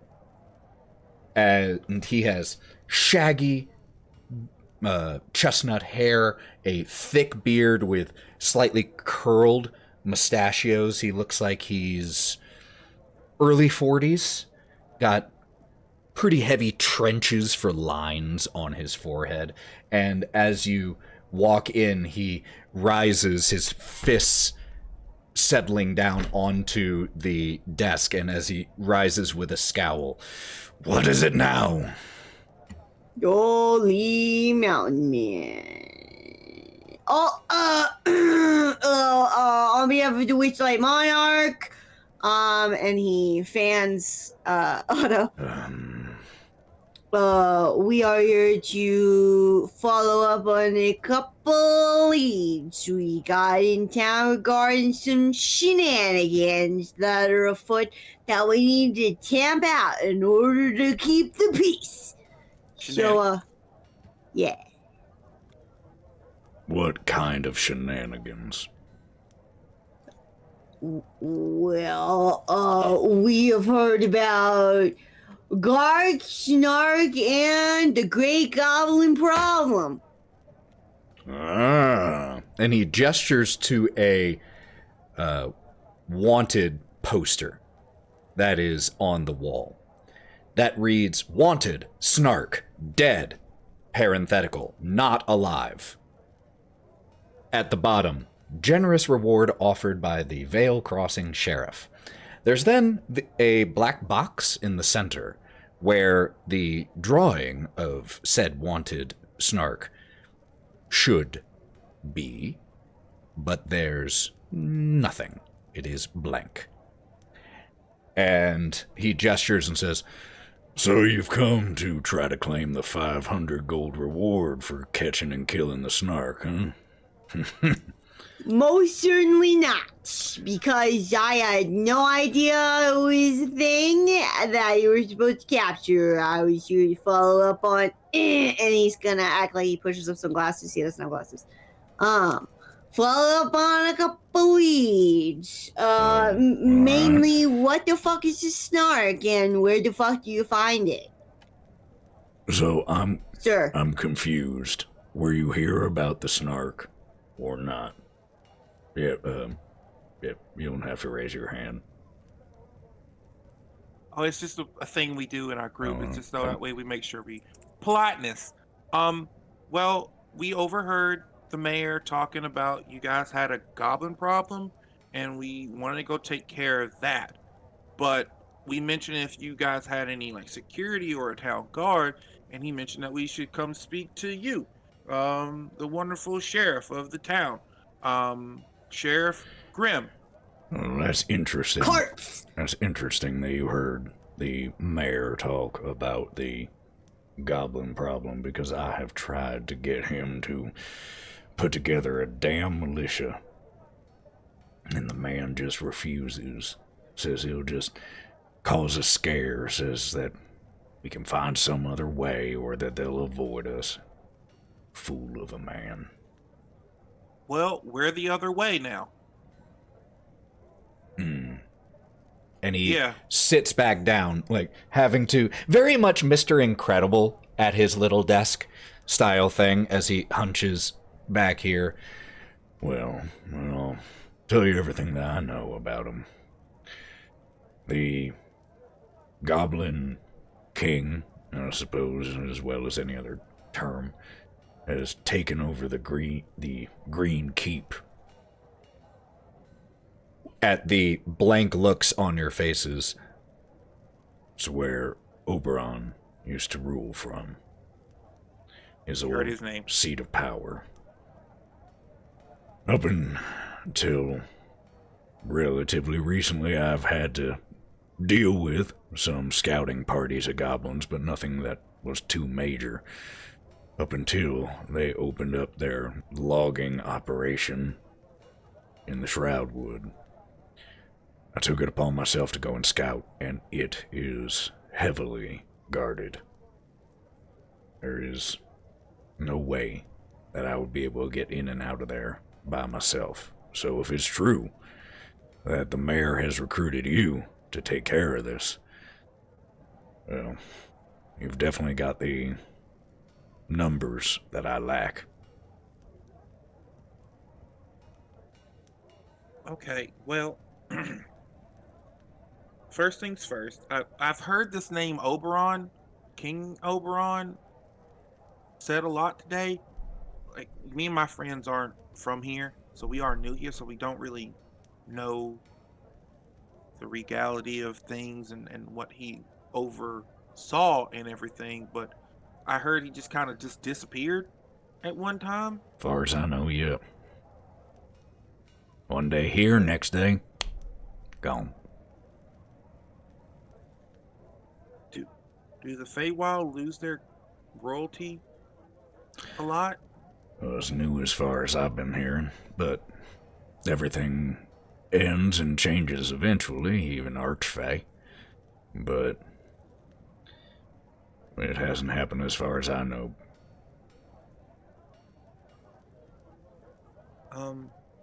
And with the Goblin King Gak, right? Gark. Gark, sorry. I have trouble with R's. I'm sorry. What all do they need with the logins? There's plenty of woods here. What are they needing the wood for? Honestly, I'm not sure. Whatever it is, they seem damn intent on it, though. You all aren't from round here, are you? No, we're not. I'm guessing you're from the material plane? At least I am. Bodie here, he's been here before. Well, if I may take it upon myself as a longer resident of the Feywild, let me disillusion you of something if you're going to be taking up this task. If you think that these are anything like the small, troublesome, but not too terribly imposing goblins of the material plane, that is not the case. They are tougher, smarter, some even bigger. Don't think it's going to be an easy task. We're not really concerned about whether or not it's an easy task. We're more concerned about whether or not it needs to get done. Well, in that case, if you're not concerned about whether it would be an easy task, if I may once again direct your attention back to the snark problem, because that is one of the most dangerous predators in the entirety of the Fields of Spring. Can you tell me a little bit about that? Not much, unfortunately. No one who's ever seen it has lived. That's why we can't have a picture of it. Don't know what it looks like. Do you know what it eats? Well, I've been able to figure out a little bit about that. And he walks, or he reaches next to his desk, and he pulls up onto his desk a wooden bucket that is nearly overflowing with dung. So, I've managed to locate some of the droppings of the snark.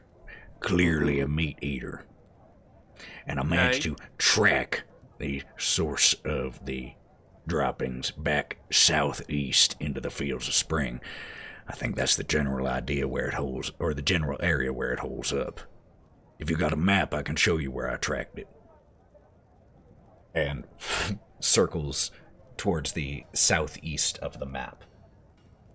For your reference, near the number 9.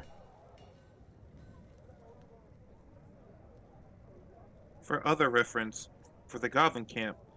Oh, and the Goblin Camp is over here? Yep. I'm going to point where the 5 is. It's number 3. Number 3, okay.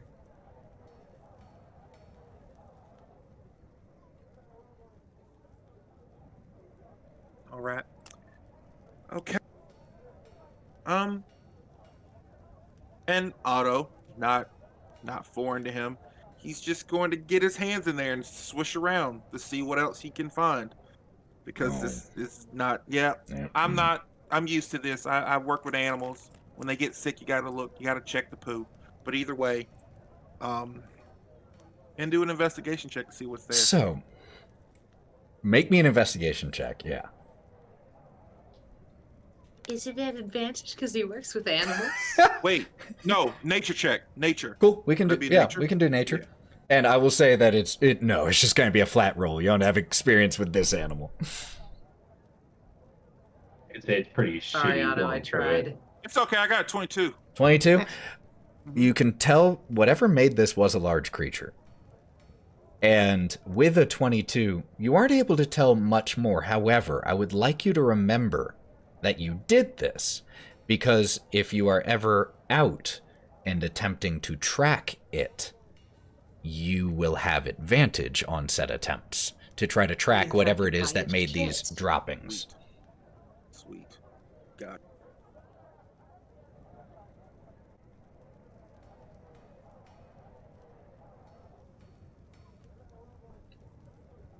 Well, if you've never seen it and you're having trouble tracking it, I can at least try and find it and keep an eye on it. Did you see any like footprints or anything by it? Like by the droppings? I haven't found any other signs than this. And I know that a lot of people in town think I'm crazy for this. But Fucking fly. this is real.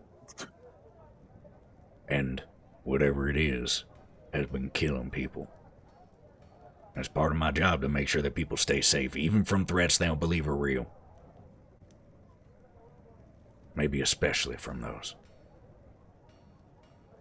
Well, you seem like a kind man, and you want to do right by the people that you protect, and I admired that. You have a strong sense of justice. If there is something out there killing your people, and you want to make them safe, I understand that. So, we do have some errands to run within this city or in this place. Some on a time constraint, but it's on the way, so I know what it leaves behind, so I could probably track it if need be. And if anything, I'll bring you its head for proof. You bring me back some proof.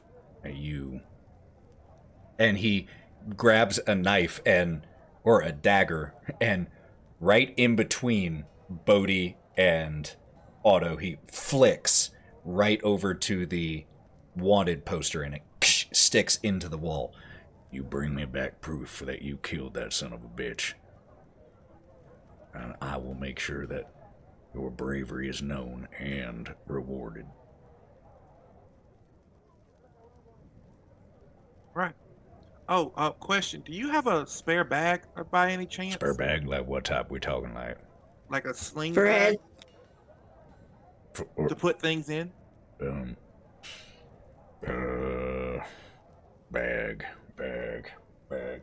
Bag. And he starts like pulling open drawers. Wait. And he lifts open a trunk where it has some supplies and outfits. And there's just a small little over-the-shoulder sack. Burlap. This do? Yep, that'll be fine. Thank you. Alright. Can I have it back when you're done with it? Yeah, Alright, of course. I don't have too many bags, you know. Mine got stolen, so... Here? Was it stolen here? No, it was stolen by, fucking Agden. rabbit. Fucking Agden. I have no idea who that is, but I'm sorry if you He's see a him. piece of shit bandit. Gosh, he's so rude, man. If your town would never stand for something like Well, that. if you won't give me his description, I can keep an eye open. If he comes in, we can make sure to apprehend him and question him. Don't question him, just kill him. It's all right. That's not exactly how law enforcement works. We're not supposed to be judge, jury, and executioner. We're supposed to make sure that we protect people. You know, we're there working for them, not trying to intimidate or take the law into our own hands or be anything like that. Well, I'm glad you're a very honest man. So you're like one of the only other law enforcement that I really like. So thank you for upholding and your justice. And he But he looks like this. takes a quick description from you. Agden, long, was that scarf or scarf? Scarf, and it's Long blue. scarf, blue, long scarf. Piece of shit. Piece of, I don't know if that's relevant, but I'm just writing it down. Piece It is. It is. Shit. He'll answer to it. Yep. He also runs around with another gang of other Haragons that kind of look like me, but not me. There's like this big yoked one too. He punched my friend into a throne. It left the whole indent. It was a mess. Well, And he finishes taking the descriptions. well, I will keep my eyes open for this if you keep your eyes open for both Gark and Snark. What does Gark look like?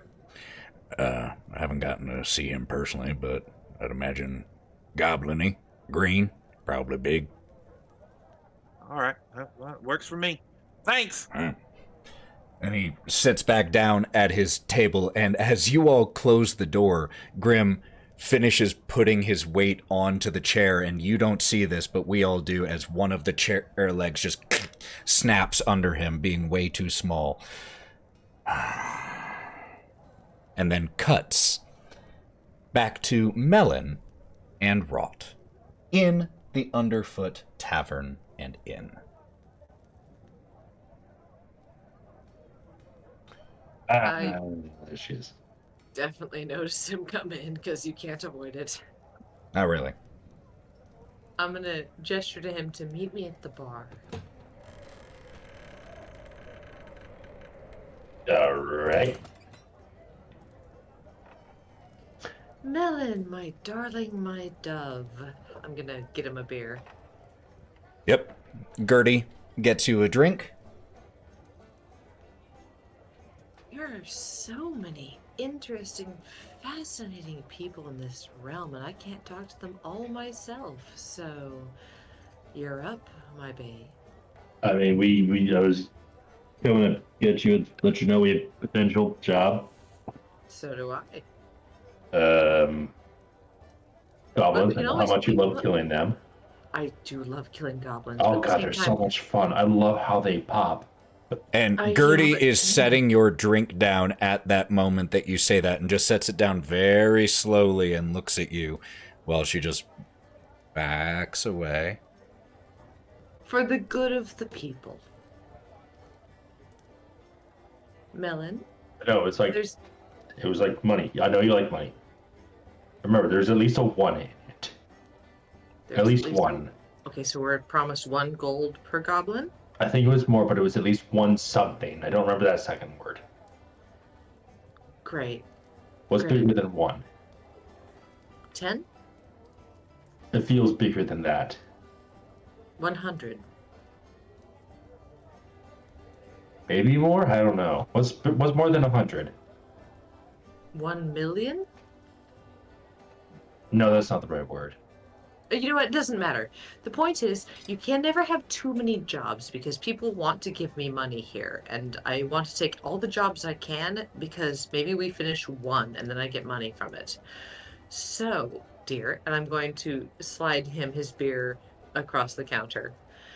I want you. Do you remember how to be charming? We talked about being charming. That I shouldn't? Know that you can try. Oh, yeah. I want you to try to be a little bit charming. You have to talk about the weather. You have to ask how people are feeling. You have to be... pretend to be Kai.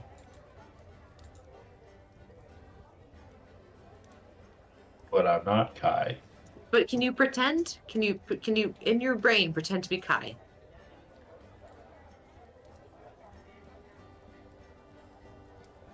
I don't Yeah, know. the crazy eyes going in 2 different directions are making me a little nervous. I'll tell you what. Do you see that person watching the goblin play very badly over there? That person who's going, wow, look at that goblin in shiny lights. Not goblin, sorry. Yeah, it wasn't a bullywug. goblin on stage. Bullywug. Yeah. It was a bullywug. Yeah. Yeah, I was going to say, because if it was a goblin. It's pop. Yeah, what I about? want you to go talk to that person. Just be kind to them and see what's going on, because for some reason they're fascinated with the bullywug. I gotta know why. Everybody here is so interesting. I can't talk to them all myself.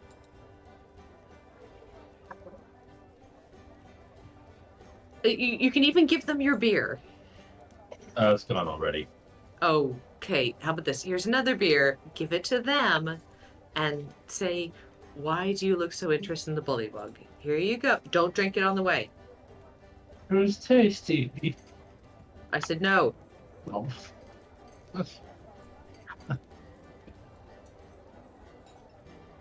fine. Okay, fine.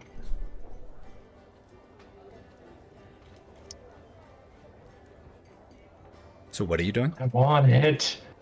I want it. What are you doing, though? Restraint. Restraint. Who's this person that's so interested in this bard?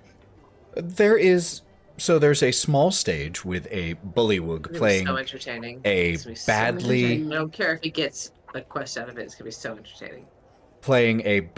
tuned lute.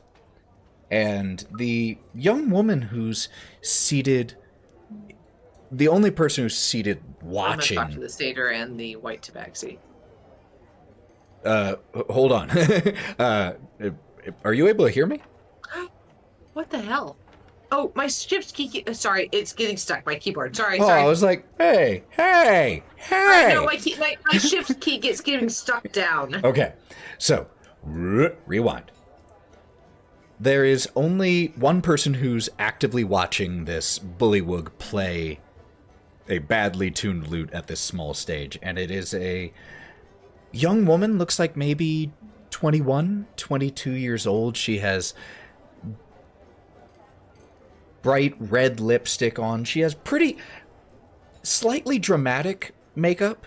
Not shocking, but it clearly is meant to grab attention. She's wearing a small top hat, has a almost tuxedo-like jacket on. It cuts a very interesting figure.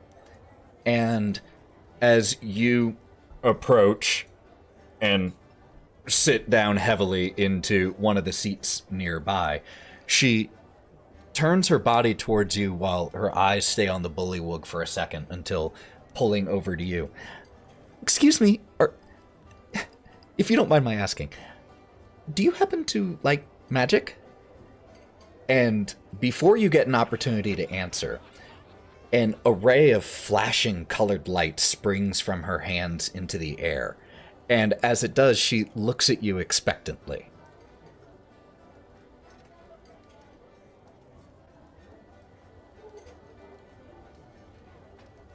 Oh, I can do this. I can do this.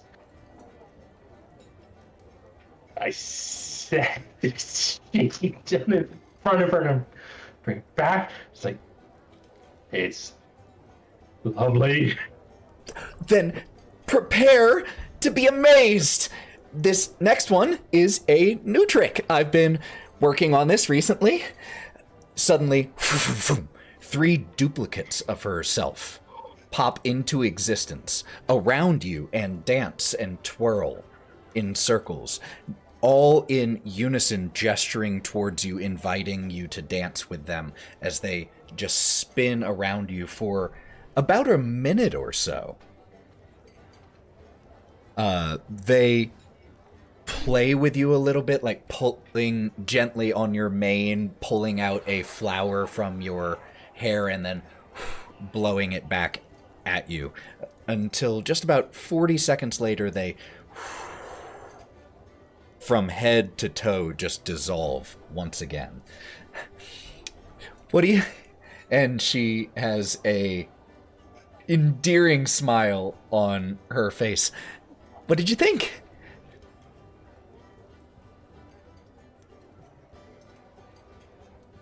Entrancing. Thank you. I'm so glad. I've been working really hard to try to get better as a magician and an illusionist, so that really means a lot. Thank you. Isn't Caesar so good? I mean, I was more wondering, it's like, why are you, just pure curiosity, why the interest in Caesar? Well, he's really good. I mean, he's got a bad instrument, but he's really good, and one performer always admires another. It takes courage to get up on stage, especially when you're not master or anything like that. Oh, I hate the stage. I can't stand it. It takes a lot of adjusting. But Also, his E2 is out. and as you say that, at about that time, the music stops.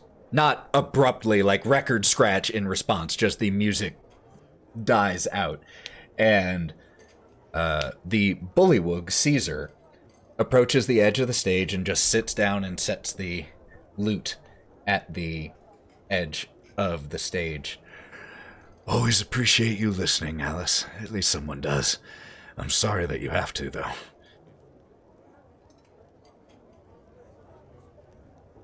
Oh, you're Caesar, you're good. Don't talk bad about yourself. Look, it's not your fault that sometimes the instrument can't live up to the musician. Yeah, I guess you're right. I don't think I've had the pleasure, though. My name is Caesar. You are? Me, Melon. Melon. Nice to meet you, Melon. Thank you, I guess, for listening. Sorry for those notes. I'm doing the best I can with what I have. I do know a person who could fine-tune the instrument, maybe? Unfortunately, I think at this point it's beyond a matter of simple fine-tuning. And he, while still sitting, picks up the lute and almost carelessly slaps it back down on the stage. This is trash. Nothing compared to my baby. Had to leave her behind, though, when I left Downfall. But, well, You're from Downfall. She could make those notes sing. We actually just came from Downfall. No. How are things there? Still just as backstabby as they used to be? Who's king? Do I remember the king, or did I actually give a shit? You tell me. I don't fucking know who the king was. Oh, no, that makes They did name me a noble, though, as I recall. Oh, well, in that case. And I don't care. Stands up and bows to you, but asks towards you. All of my respect to the soggy court. I do not care for nobility. Well, I would rather see them seared. I'm gonna go get myself a drink then. Alice, you want anything? No, I'm good. Thank you, Caesar. And he waddles off towards the bar. Well, did you want to see another trick? Certainly, but did I hear a missing instrument? Him? Oh, yeah. He said something about leaving something behind wherever he came from. Yeah, I'm just good at finding things. I honestly can't remember the name of the place, but he's mentioned it a couple of times. Apparently, he had a really nice loot, and when he had to flee from wherever his home was, he forgot it and had to leave it behind, and he's been stuck with this. And oh, I understand. I mean, the tools of the trade are everything. I wouldn't know. I don't know magic, and I don't know how to play an instrument. Well, if you don't know magic, let me show you magic. And she begins to pull out something. So this next one takes a little setup, and we will cut over to Wraught, who is still at the bar.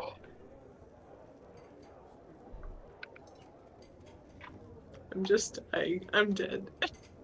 I feel like I watched half of that, and she started to like chuckle under her breath. I started to just like you've never seen her like absolutely lose it, but she started to absolutely lose it. So, like halfway through that whole conversation, she had to walk away. I think I'm just gonna go crouch down in front of the old man who's asleep in the man-shaped chair. and like give a little tap on his knee to see if he wakes up.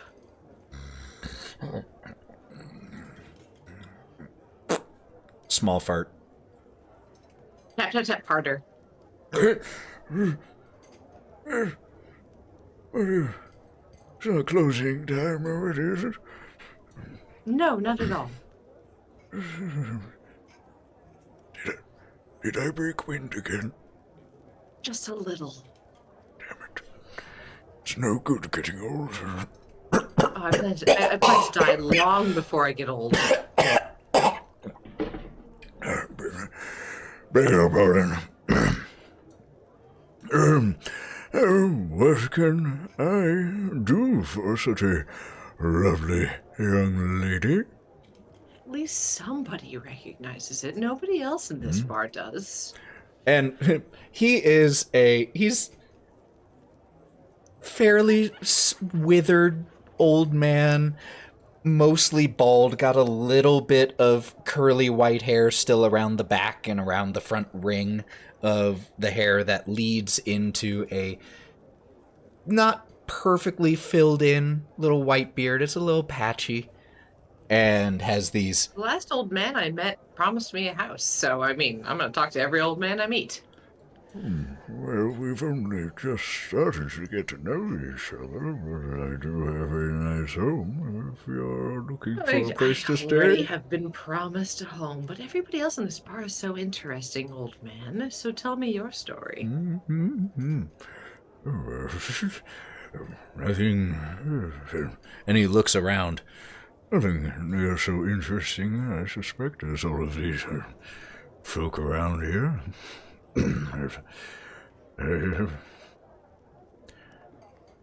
And his eyes that are slightly roomy go distant for a little while. I just needed to get away.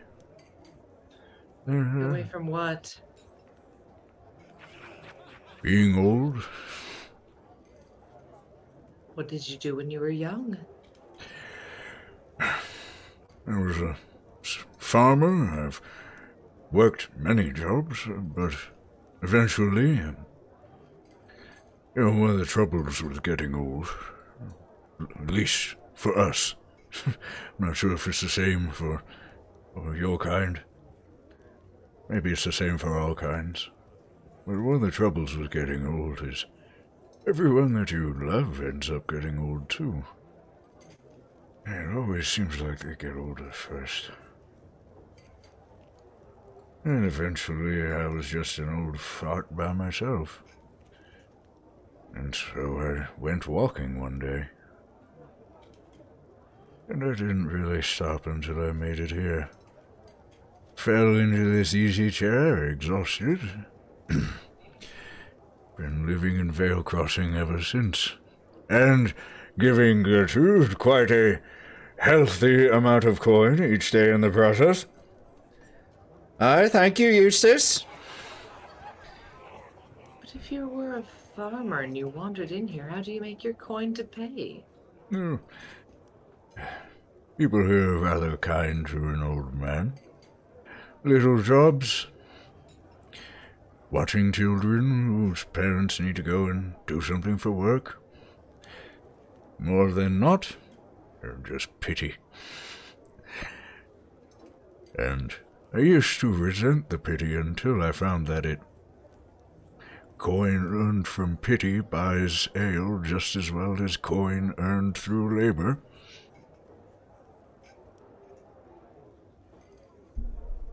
I don't know what to think about that.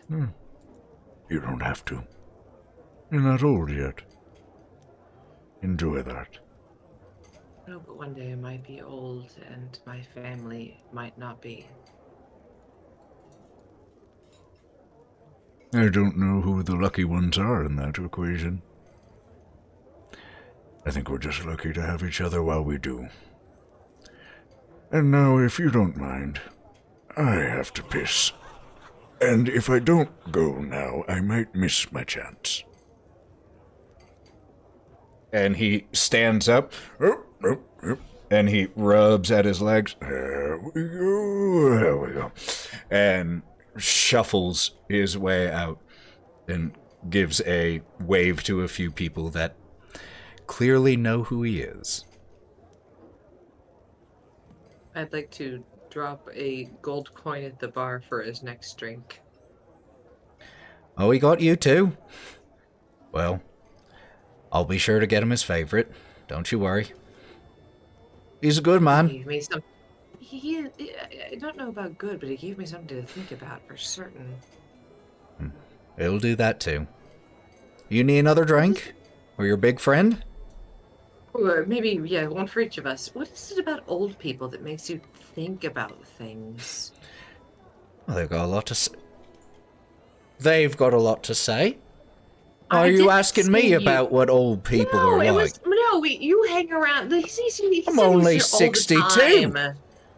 You look lovely for 62. And as I this... thought you were only 32. Oh, sure. Oh, fine. Yeah, I believe that.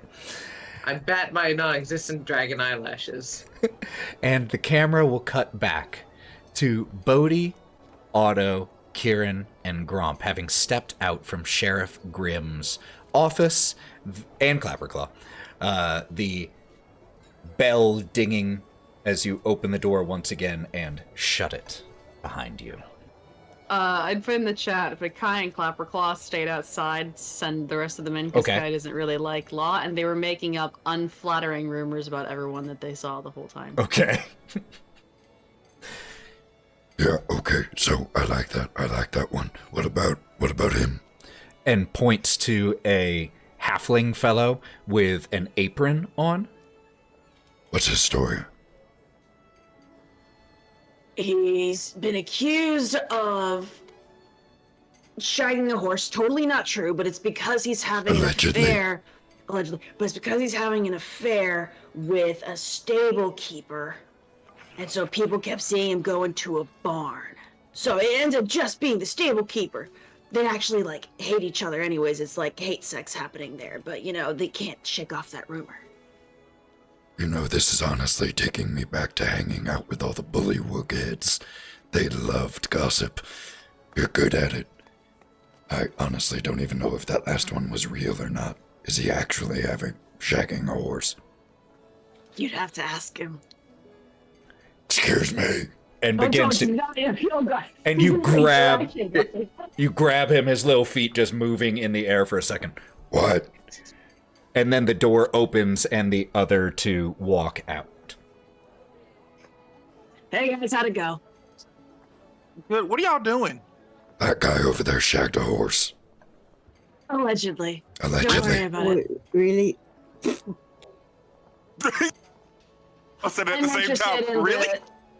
I'm interested in the snark, the bark, the gark, the narc. Nice. That's another one we could make up as who's a narc here. But anyways, so what's the tea? What's going on, you guys? Okay, so basically, first of all, I'm sweating fucking buckets, man. I don't know how you always be talking to people, but shit.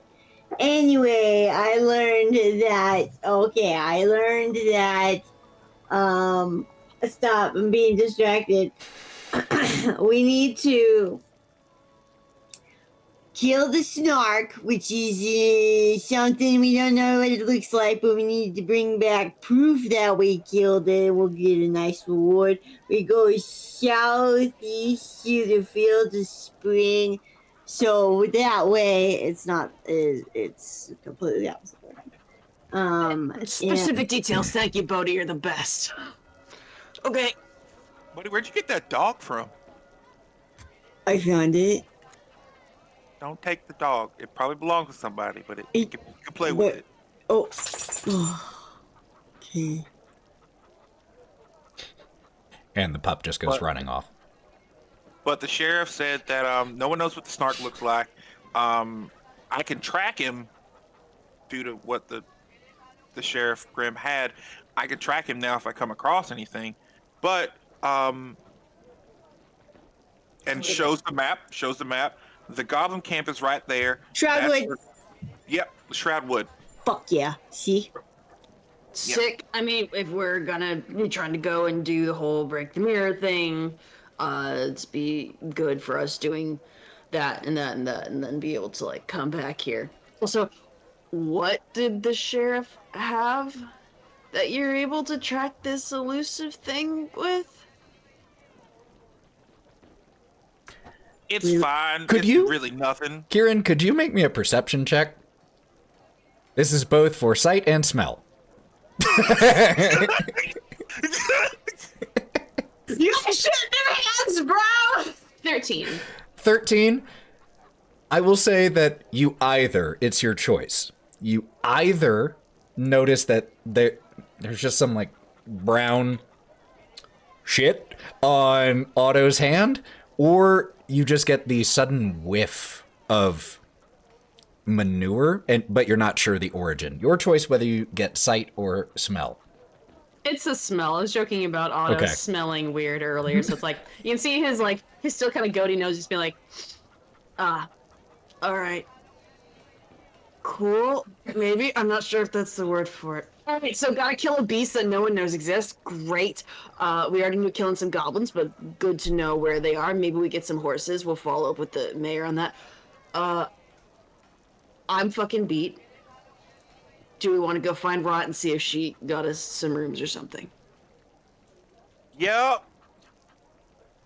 Or set something on fire. It's one or the other. She's either got Don't us set rooms things or on fire. burnt down the inn. It's I don't gonna be smell one of those two. fire. Just wait. You will. But I don't know if it's going to be today, tomorrow, or in like 3 weeks, but you will. It's an inevitable with Wraught. How did y'all get around all the time? If that was a problem. With tremendous difficulty. Granted, Wraught's not the only one that likes arson. Okay, let's go! And he's gonna like leave before you guys can like investigate that line of thought. What the fuck? Hey, Bodie, can I get some trees off of you or something so I can wipe my fucking hands? Because I didn't wipe hands off when we left out of there. Yeah. You just put your hands in there, guy. I want to give it back to the earth. There you go. Just- Oh man. And he reaches out his arm and puts it on your shoulder as you're doing this. I'm so proud of you.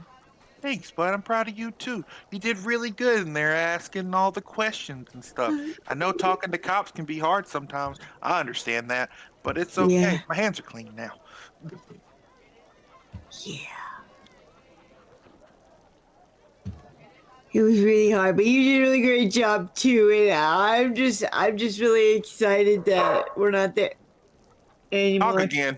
Oh yeah, super There are fucking dogs in weird, town. man. So adamant.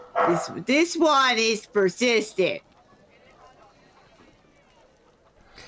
Well, with the 4 of you, 5 counting Clapperclaw, heading to the Underfoot, or what was it, Underfoot or Underhill? I can't remember now. Yes, Underfoot. Underfoot. One of them. Underfoot Tavern and Inn. You head that direction towards the incredibly large tree trunk. And we will pick up next time with you all walking in and finally rejoining your companions in the tavern. But when you walk in, what you do immediately see is Melon sitting with a young girl sitting near a young girl who appears to have just somehow sawed herself in half and is kind of like in that scene in Beetlejuice, has her legs on one chair and her torso on the chair next to it. And she's just looking at you, Melon. Don't worry, it's actually an illusion. I'm totally fine. And we will pick up with you all reuniting next time. Watch. Yay! Great session, everybody. Thank you for bearing with us, both players and audience, with the technical issues. Those happen. Part of the struggle of playing online as opposed to in person is you have to rely on the internet. But thank you all for weathering that storm. And yeah, I deserve that one. I deserve that one. But I am so I grateful actually- to have you all here. If you want to watch any past episodes, they are on. They are being Which you uploaded should. continuously onto our YouTube, Thousand Faces Cosplay. You can also listen to past episodes on Go Buff Yourself podcast on Spotify. This is an awesome name, by the way. I love that one. And if you Go want Buff to Yourself. really game the system, put on the podcast while also on YouTube and turn that shit down to like quarter to half speed. It's true. That'll put you asleep right away. Oh no, it actually Only really because helps your the sweet, algorithm. dulcet tones, Ethan. Nice. I can't stand listening to my voice at normal speed. I can't imagine at slow speed.